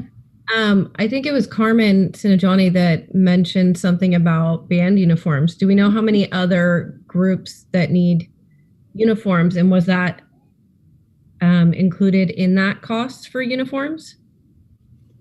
I'm not sure, Jeff. I can kind of speak to this. So Angie, I worked with, so I kind of went back and forth with Joe Elwood over at Annalee, and we were just, I had put together like my estimates of, football, all the sports, boys and girls. I did not have band in mind. I also kind of overestimated compared to the number that he had. So there's like uniforms. There's also stuff like repainting football helmets, that are maybe not uniform things, but are going to be additional costs. Those are factored in. Band uniforms themselves, I just didn't have enough knowledge on them to come up with a number for those. So that number there was uniforms for all sports, all three levels. Like what would it potentially look like with a combined campus and the number of athletes? Did you connect with both athletic directors? I mean, the only other question I would have is that there's a lot of sports organizations I know at Annalee and El Molino that either fundraise, my husband's team included, or they, there's a lot of costs, that go both ways. Yeah. Either get it covered or they have reserves like funds. Yeah. I mean, I was just using my background in it. Like, I know that that's what we did, for baseball and stuff like that. We always fundraised for our uniforms. I think the assumption was just, especially in year one, that the same level of support might not be there across the board. So planning for not having it, right, and then not being surprised by it. Obviously, we would love community support and fundraiser support to offset some of those, but at the same time, I think just being realistic with the situation of it may take some time for people to be 100% on board, and so we wanted to prepare for that. Thank you. Let's hope not. I did want to also add is that there are some things, of course, that we want to do more quickly than others, but our intention, and being realistic, our intention is to continue the process of joining and unifying our campuses over the whole next year. It will be a process, and we will be all on one campus, and we will be in the midst of a process of unifying together over that year. All right, Jeannie Fernandez, you have your hand up. Can't remember what I was going to ask now. If it comes back to me, I'll raise my hand again. Sorry. All right, Lori. I have a question about transportation costs, and particularly bringing students from the outlying feeder schools who lived at a distance from El Molino originally, and what plans are being made to get them to the Annalee campus. And also, if we're going to be hopefully using both campuses for some of the courses, the transportation or arrangements being made to move students who are going to be taking, let's say, viticulture or culinary at El Molino, or the dance program at El Molino. What are those costs adding up to be, if you have any figure?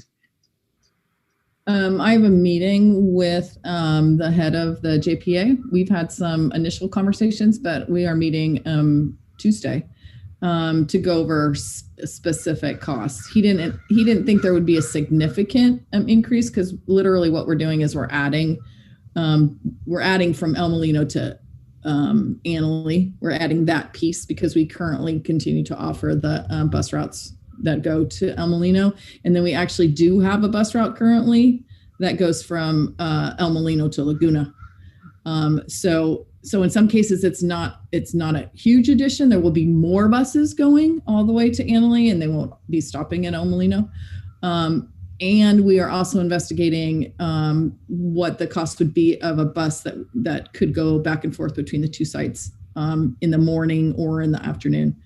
In addition to that, we've started to investigate or are in the process of investigating the use of city buses to see if maybe the city bus routes could account for that. So we are looking at a couple different options in terms of being able to provide that.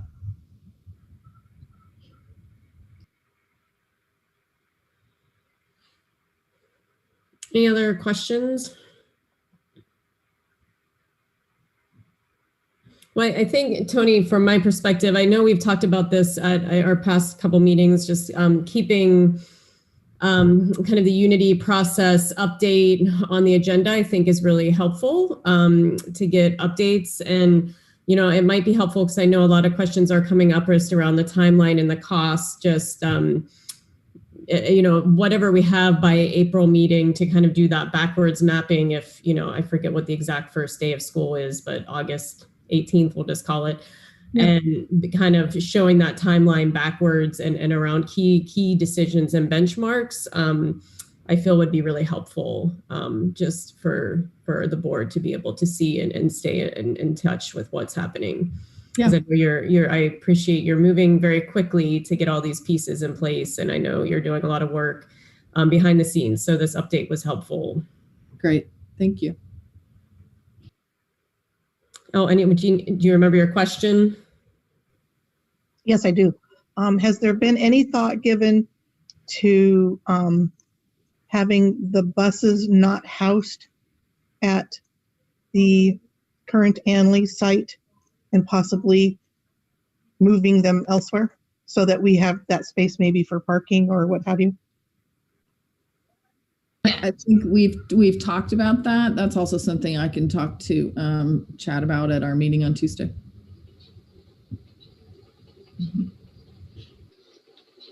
All right. Any other questions on that item? This was not an action item. It was an update, so we don't need to vote. All right. So next is business services, and this again is not an action item. It's discussion of in-person and expanded learning grants and federal COVID-19 relief funds, and I believe that's you, Jeff.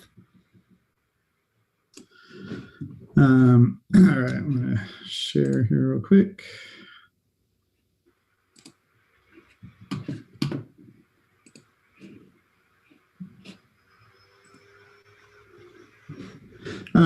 So before I get going, I just want to, I'll apologize to the board early. Not that any budget talk is super exciting, but this one in particular.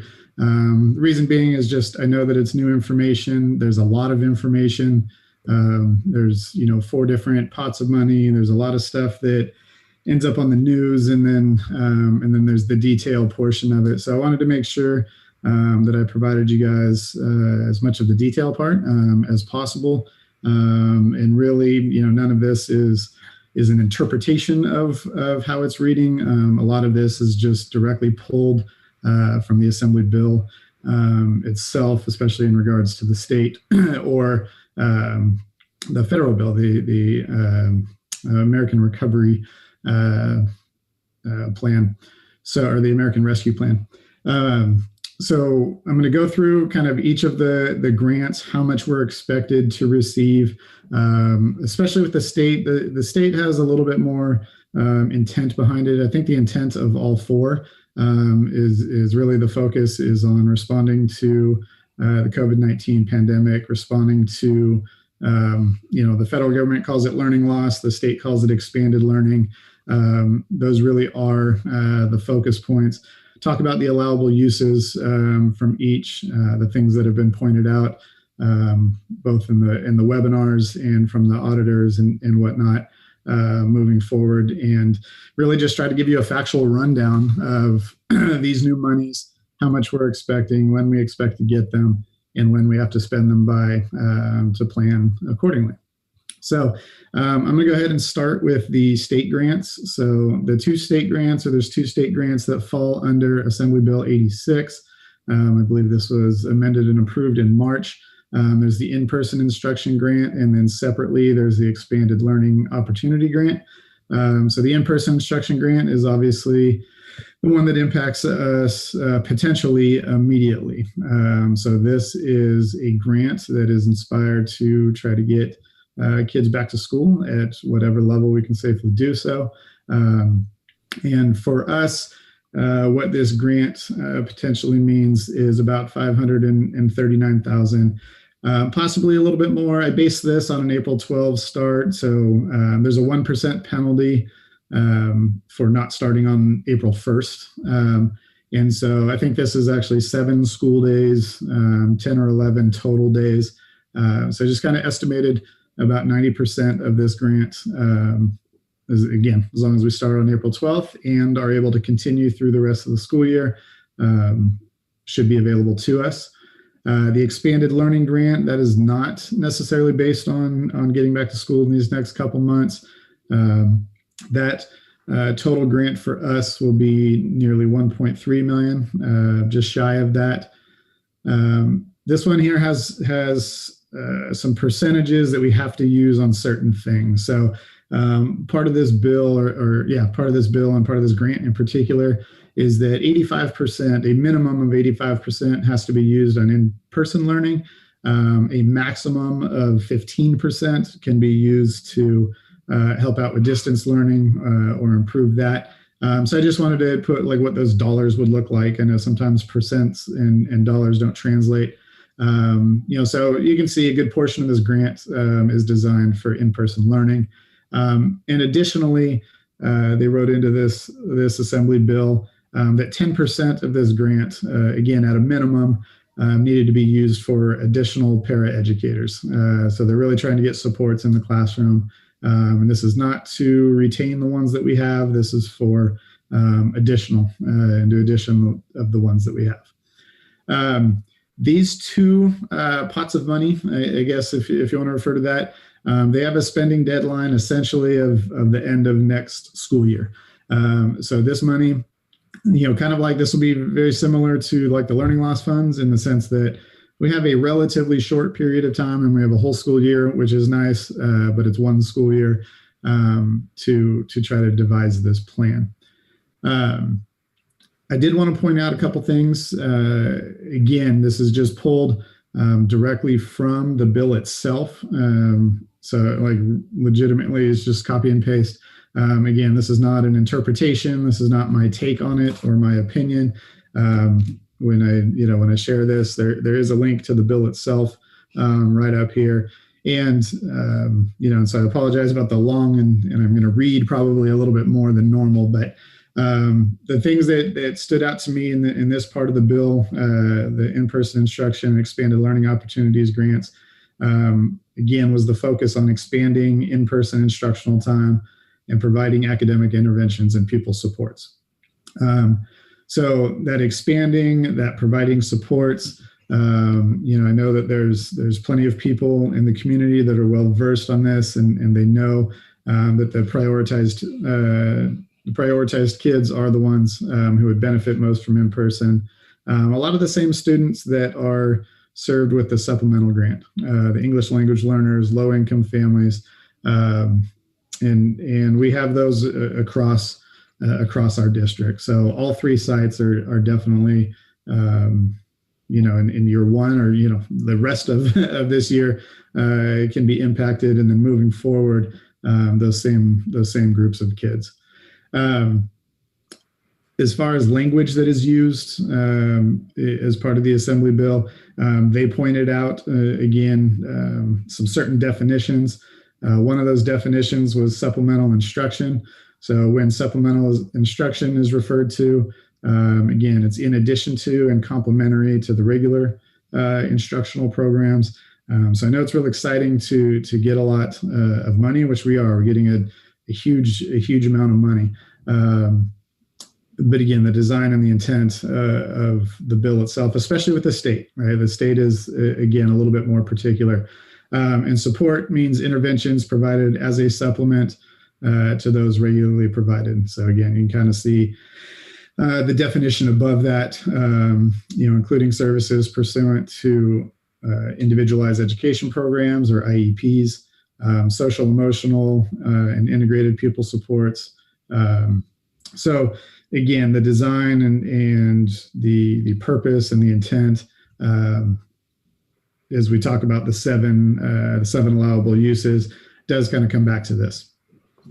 So the state funding, they both, have the same as far as their allowable uses. And like I said, there's 7 of them. Again, the highlighted part here is that it's to provide supplemental instruction, support for social and emotional well-being, to provide meal and snacks at a minimum to pupils who are eligible for free and reduced price meals. So again, that's at a minimum. English learners, foster youth, homeless pupils. So again, a lot of the at-risk students, credit deficient pupils. Again, so I think there can be some targeted efforts towards the students at Laguna. And so this is kind of one of the 7 uses that can do it. So between all these pots of money, I think there's like 22, a little bit over 22 allowable uses. So they are pretty wide ranging, and they're all valuable in their own way. The remainder of the state allowable uses is, again, to extend instructional learning time. So I think, their purpose or what they envision from the state level is either, increasing the number of instructional days, increasing minutes, providing additional summer school opportunities, before school and after school tutoring, anything that increases the amount of instructional time for the students, accelerating progress to close learning gaps, not limited to any of these. Again, tutoring or one-on-one, small group learning supports, learning recovery programs and materials to accelerate pupil academic proficiency, And then also educator training. I think Julie, you kind of questioned or had a question about this earlier. But for all our staff, certificated, classified staff, in accelerated learning strategies, addressing learning gaps, and facilitating those engaging learning opportunities. Continuing on with the allowable uses, integrated pupil supports. Again, this is kind of additional health counseling, mental health services, access to school meal, again, kind of redundant, but before and after school programs. This is that, programs to address pupil trauma, social emotional learning. So again, I know in initial conversations, this is probably one of the things that pops up as an immediate need, of which we would be able to use this for. Community learning hubs that provide pupils with access to technology, internet, and other academic supports. Again, supports for credit deficient students to complete graduation or grade promotion. Additional academic services such as diagnostic, progress monitoring, and benchmark assessments. And again, initial conversations, we know that this is going to be a tough one early on, coming back in these next 2 months of trying to assess where learning loss actually is. But I think it is something important to keep in mind. And finally, training for school staff on strategies, trauma-informed practices, addressing the student's social emotional health or health needs. So again, where the federal use has kind of a laundry list for the federal money, the state is a little bit more reduced and a little bit more specific. Additionally, with the state money, we have to have a plan adopted by the board no later than June 1st of this year. So similar to what we do with the LCAP. So they have a template. So this isn't just money that's coming in and that we can just, myself or Tony or whoever can unilaterally decide, hey, this is what we're going to do. So this is just the portion of the bill that outlines that we do indeed have to have a plan adopted by the board on or before June 1st. This obviously gets submitted to our county office of education, who then submits it, I believe, to the state.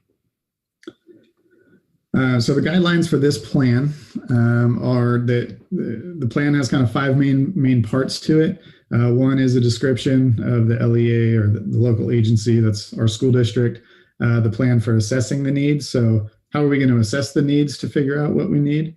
A description of our plan informing the parents and the guardians of all the supports that are available, with these opportunities in primary languages. A description of how the LEA involved parents, school site staff, both classified and certificated staff in the development of the plan. So as you can see, you start to see, a lot of voices will be involved here. A description of how we will plan supplemental and support instruction, again, pursuant to that prior paragraph. And again, even though the federal funds don't need a specific plan, they do have reporting. And part of this plan is how are we going to basically coordinate those funds. So I'm going to get to the federal funds here in a second. They have a little longer time frame in terms of how to spend them. So we're getting a big chunk of money that has to be spent in year 1. We have a smaller chunk that can be used over 2 years. And then we have just this final chunk that President Biden just signed into law.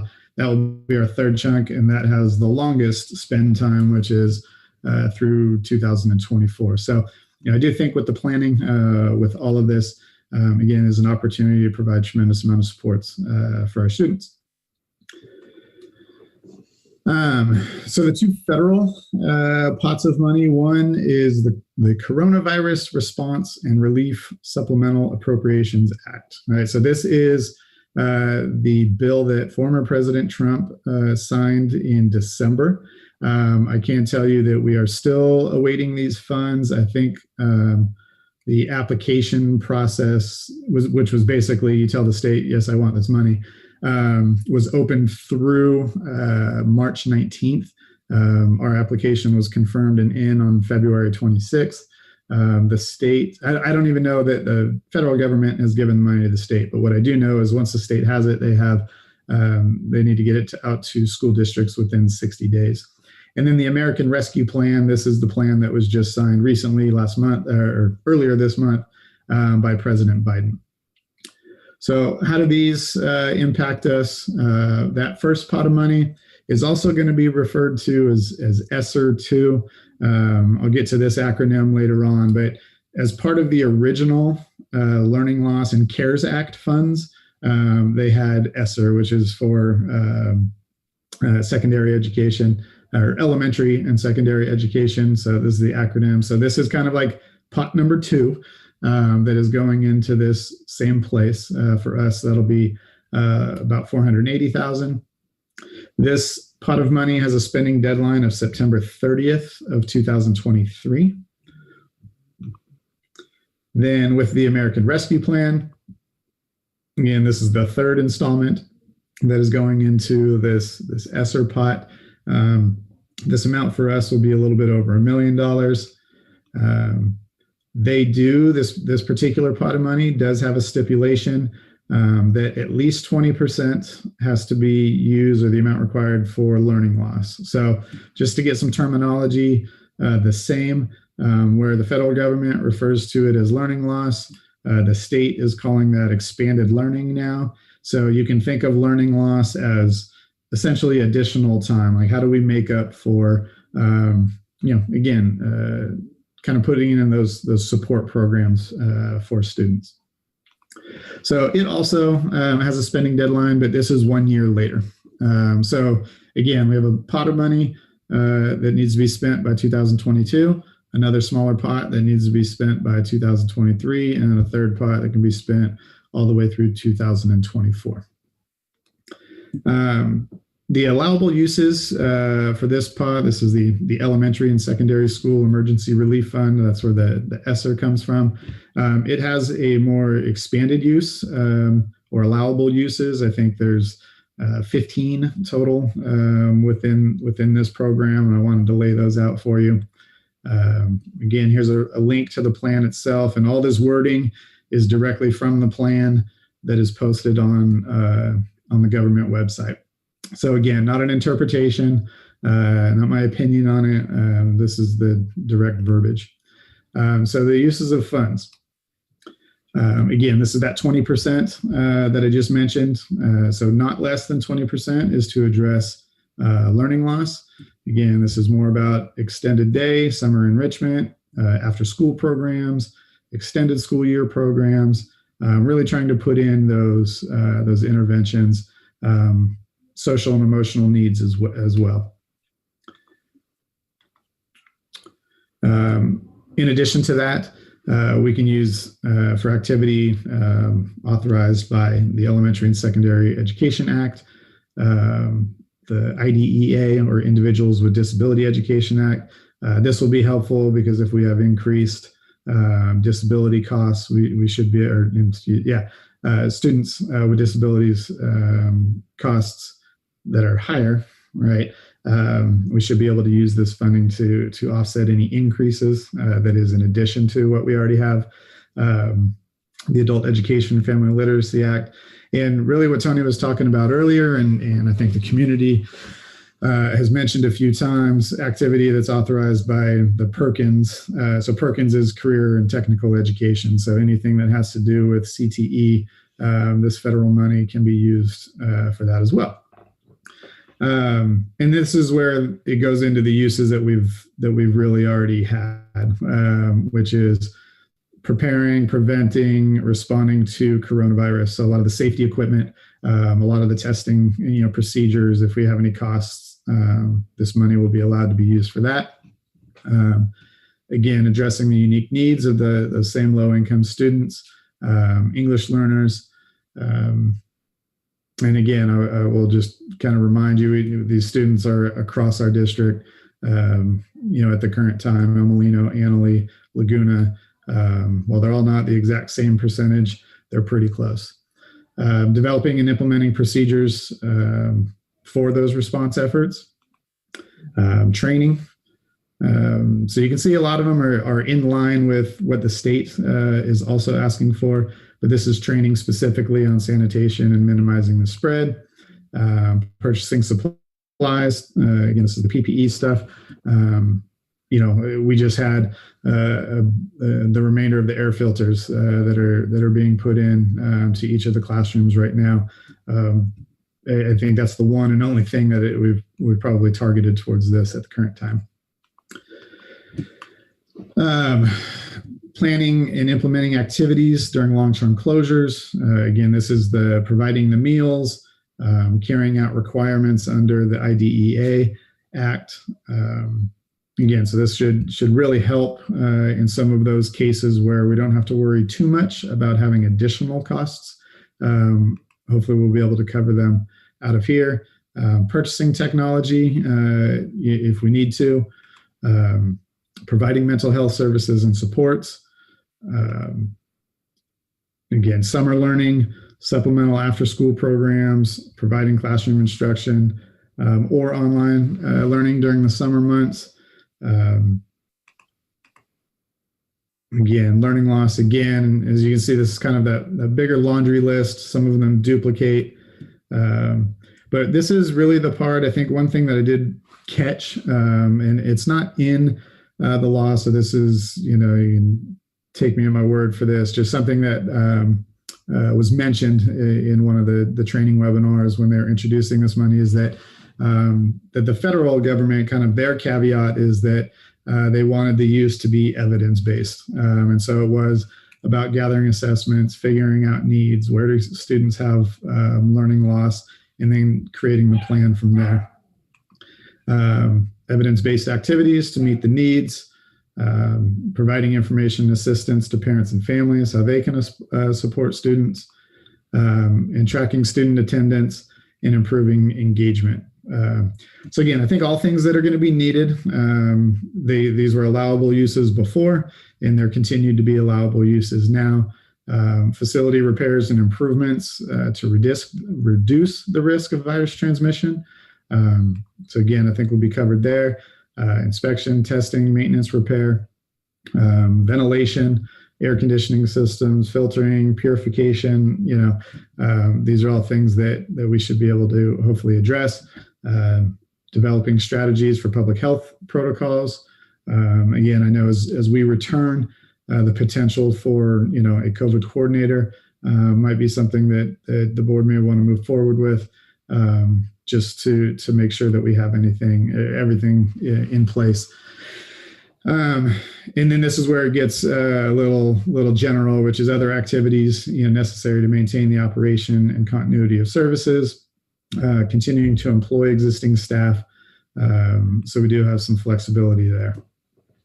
The expected arrival of these funds, I know a lot of people wonder when we're going to get them. As of right now, the state grants are scheduled to be awarded 50% in May, and then the remaining 50% essentially with what's called a true up, which is where they just kind of look back and make sure you did what you were supposed to do. That remaining 50% will be in August.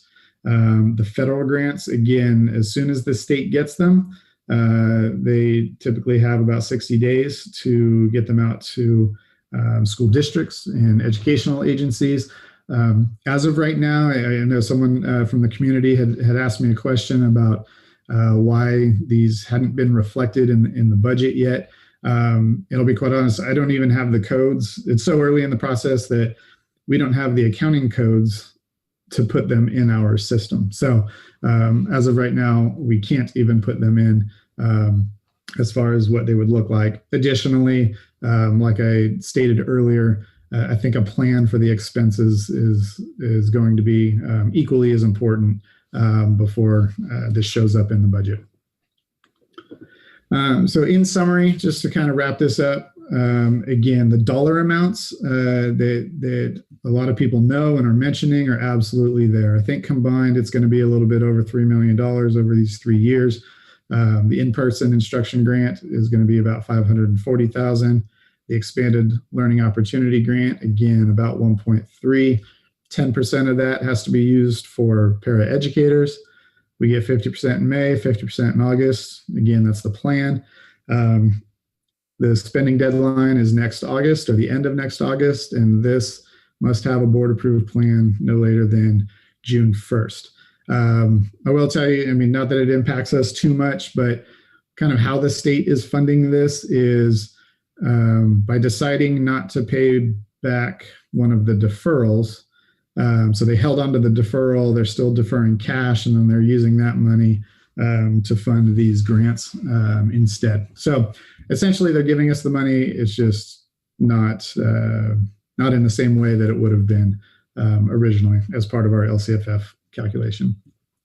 With the federal grants, right, we have the CRRSA, Oregon ESSER, so ESSER 2 and ESSER 3.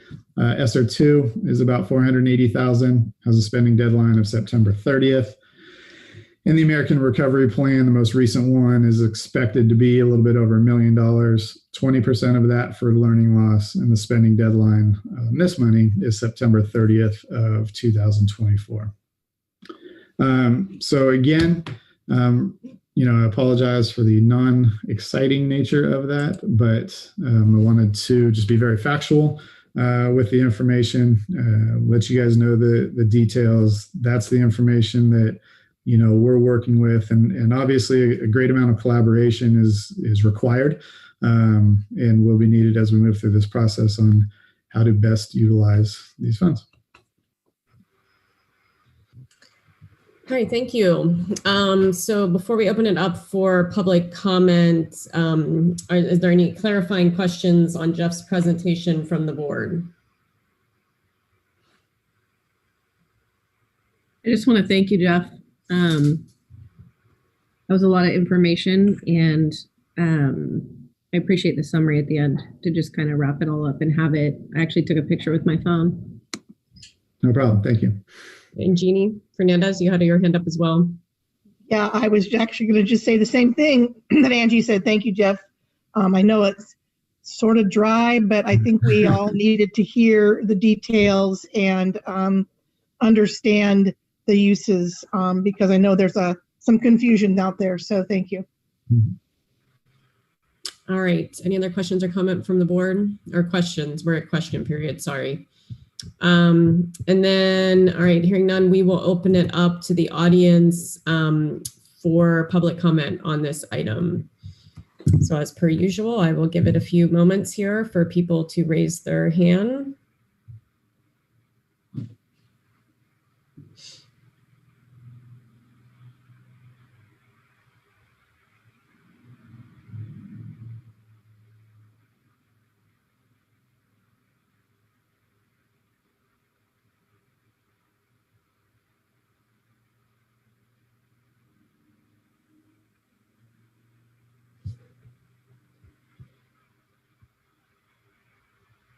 All right, it looks like we have 7 speakers and we'll end at Leah Woody. What is the preference of the board around timing for people to speak? 2 minutes. All right, we'll go ahead and bring people into the room, and each speaker will get 2 minutes.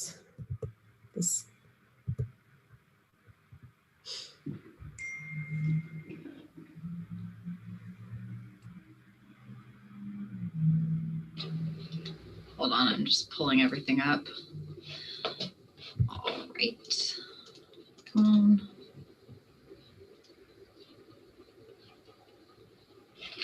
Our first speaker is Tara Del Drago, Lily Schmedhammer, Galen Sword, Mary Lou Saldana. Just a friendly reminder not to unmute yourself until I ask you to. Tara, you have the floor. Hi, thank you so much. I just would like to say thank you, Jeff, for that report. But once again, it seems like we are actually way ahead of your conservative budget. Once again, this has been brought up many times. I'd actually love to hear what an independent consultant would say and delving into that budget to be able to actually explain line by line all the items we've asked over the past. I do work at a school as well, so I understand this money that's coming in. I know what it's used for. So 20% of $1 million even is $200,000. That leaves lots of money to go back to the schools. So this is, again, it's an example of the board and superintendent not listening for the last few months. It has been brought up numerous times by a lot of us that there was going to be money coming in and that this decision does not have to be made hastily as it was. Use this money to keep us open another year. Give it the year it deserves to keep 556 students from over a span of 42 miles from Annalee to have to travel to get to a school. Use this money. The accounting codes, it is going to be there, and it offsets the amount that you have said you have needed. So we have plenty of money to keep El Molino, Annalee, and Laguna open for this next 21-22 school year. Take the time it's needed.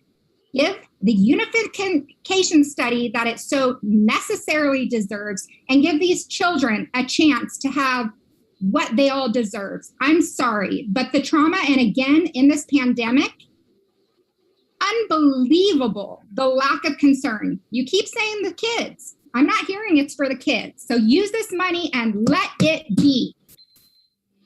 Next speaker is Lily Schmidtauer. Hi, everybody. I wanted to talk to you about, I heard during Jeff's presentation several times, the ELD population, our English language learners. And so I'm going to use the opportunity to just, as the English language teacher at Annalee, to advocate for them with this money. We haven't had meetings about it yet, and I would love to.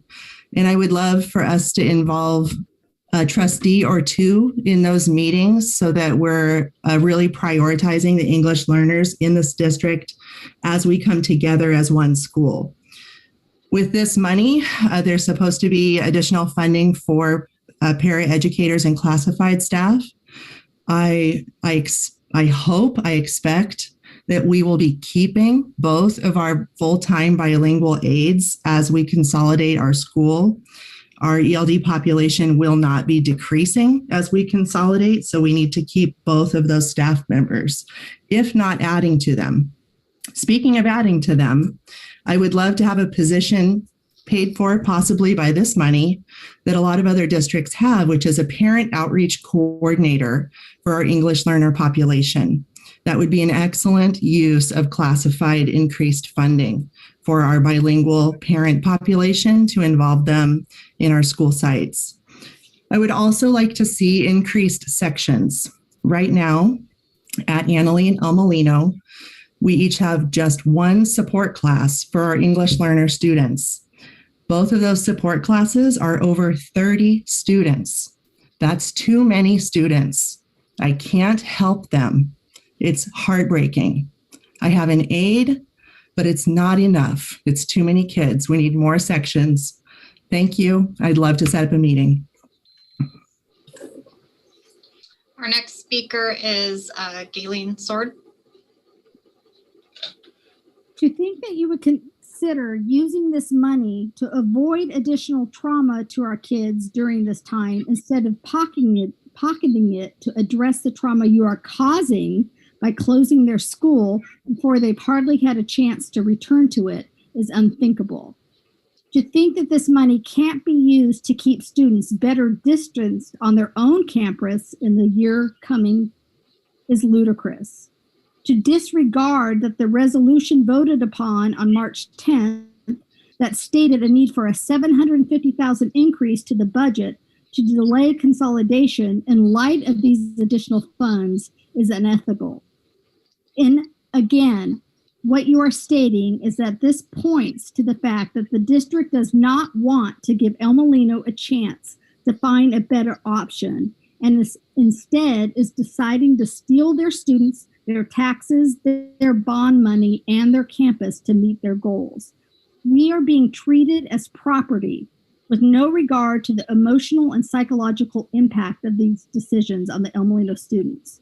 You say that you are here for our students, but within this presentation that you have just given, you are proving that you are here for only a portion of these students. And that is gravely disturbing and needs to be addressed. Thank you.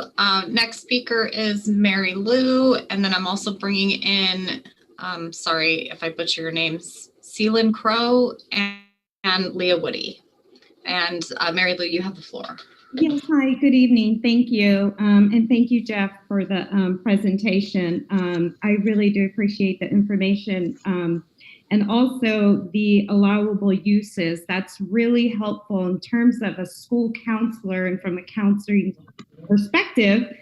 I see that a lot of the detailed information in the allowable uses is about supporting students on an emotional well-being. As a counselor at Molino, I've been in this entire time that we've been on distance learning, have had an increase of 504s, mental health related cases, as well as re-entry plans for hospitalizations. I'd like there to be, as part of the implementation plan, is a committee forming to discuss some of the great needs we do have in our current high schools, the trauma, the mental health piece, and also to revisiting the fact that school counselors were cut drastically, and we have been running on minimal staffing on the district-wide level. So I just want to put that out there in terms of pupil personnel services. That's what I read in the outline on allowable uses. So thank you, and please, if there's any information regarding committees or forming a plan, I'd like to participate. Thank you. And our next speaker is Seelan Crow. Go ahead and unmute yourself. Hi, it's actually Chelan, like a CH. And I'm just wondering, I've been to many of these meetings, and I'm wondering why the board, after the community has spoken, is not addressing the request from the community, the teachers, and students to slow down this process and give them a year to do this right. I mean, the reason we have community input, I think, is to make it more democratic and have some kind of answer. And not addressing that and telling us what you think of that seems really strange. Thank you. And the next speaker is Leah Woody.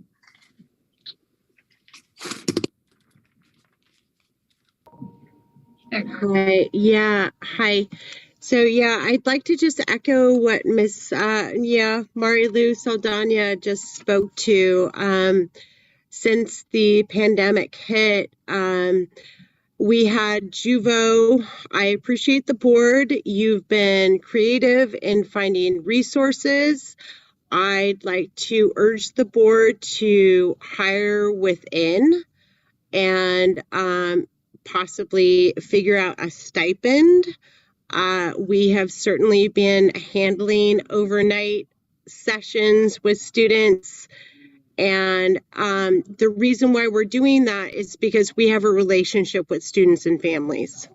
So if we have Juvo or Care Solace or any other outside service, it's not really being utilized the way that we are being utilized. So I urge the board to utilize the staff that have relationships built in the community and with the families and students to reach out to students. Again, like Marilu stated, I would like to be on a committee. I think that would be a good plan to use this, find use of this money instead of just throwing it out the window in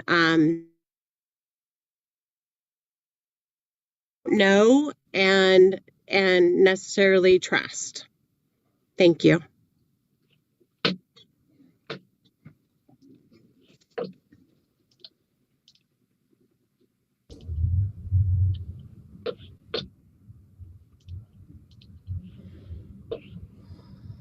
Sorry about that, I was muted.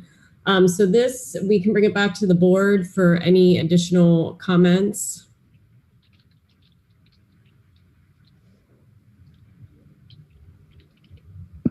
I do very much appreciate what the counselors have been doing for the students over this entire time. And I know I understand about the cuts to the counseling staff going back a couple of years ago. And I think that is something we need to look at. All right, Jeff or Tony, any additional comments that you want to add before we move on to the next item? Yeah, I mean, I think I just want to underscore what Jeff had said, is that these funds are restricted funds. They don't come in as unrestricted. There are strings attached. There are things we can spend them on and things we can't. So that's one thing. And the second thing is we have a very active LCAP committee right now, who are going out and doing empathy interviews with all of our prioritized groups, including English language learners, students with disabilities, all of our, prioritized groups. We are doing empathy interviews with those. Next item, which is facilities maintenance and technology. So Jenny, this will be you, and this is an action item. So we will need to take a motion before we hand it over to Jenny for consideration of approval of NASPO Value Point Purchase Agreement with Trifera LLC for the purchase of laptop computers and ancillary services and equipment pursuant to Public Contract Code Section 10298. Someone like to make a motion on that? So moved. All right, thank you, Jeannie. And a second? I'll second. Thanks, Angie. And then Jenny? This is an item basically requesting that I am able to go out and purchase roughly 450 laptops for next fall for our incoming freshmen in order for them to go one-to-one. Right now, there is a scarcity of, if that's a word, I just make up words sometimes. There is not a lot of availability of laptops. The Chromebooks that we have identified that work best for us are the HP 11.3 touchscreens. And I finally found a vendor that can provide them to us. I was not able to do it off of our last year's piggyback contract. So we're using a NASPO contract, which is a nationwide contract for being able to purchase and procure goods and services that have already been competitively bid.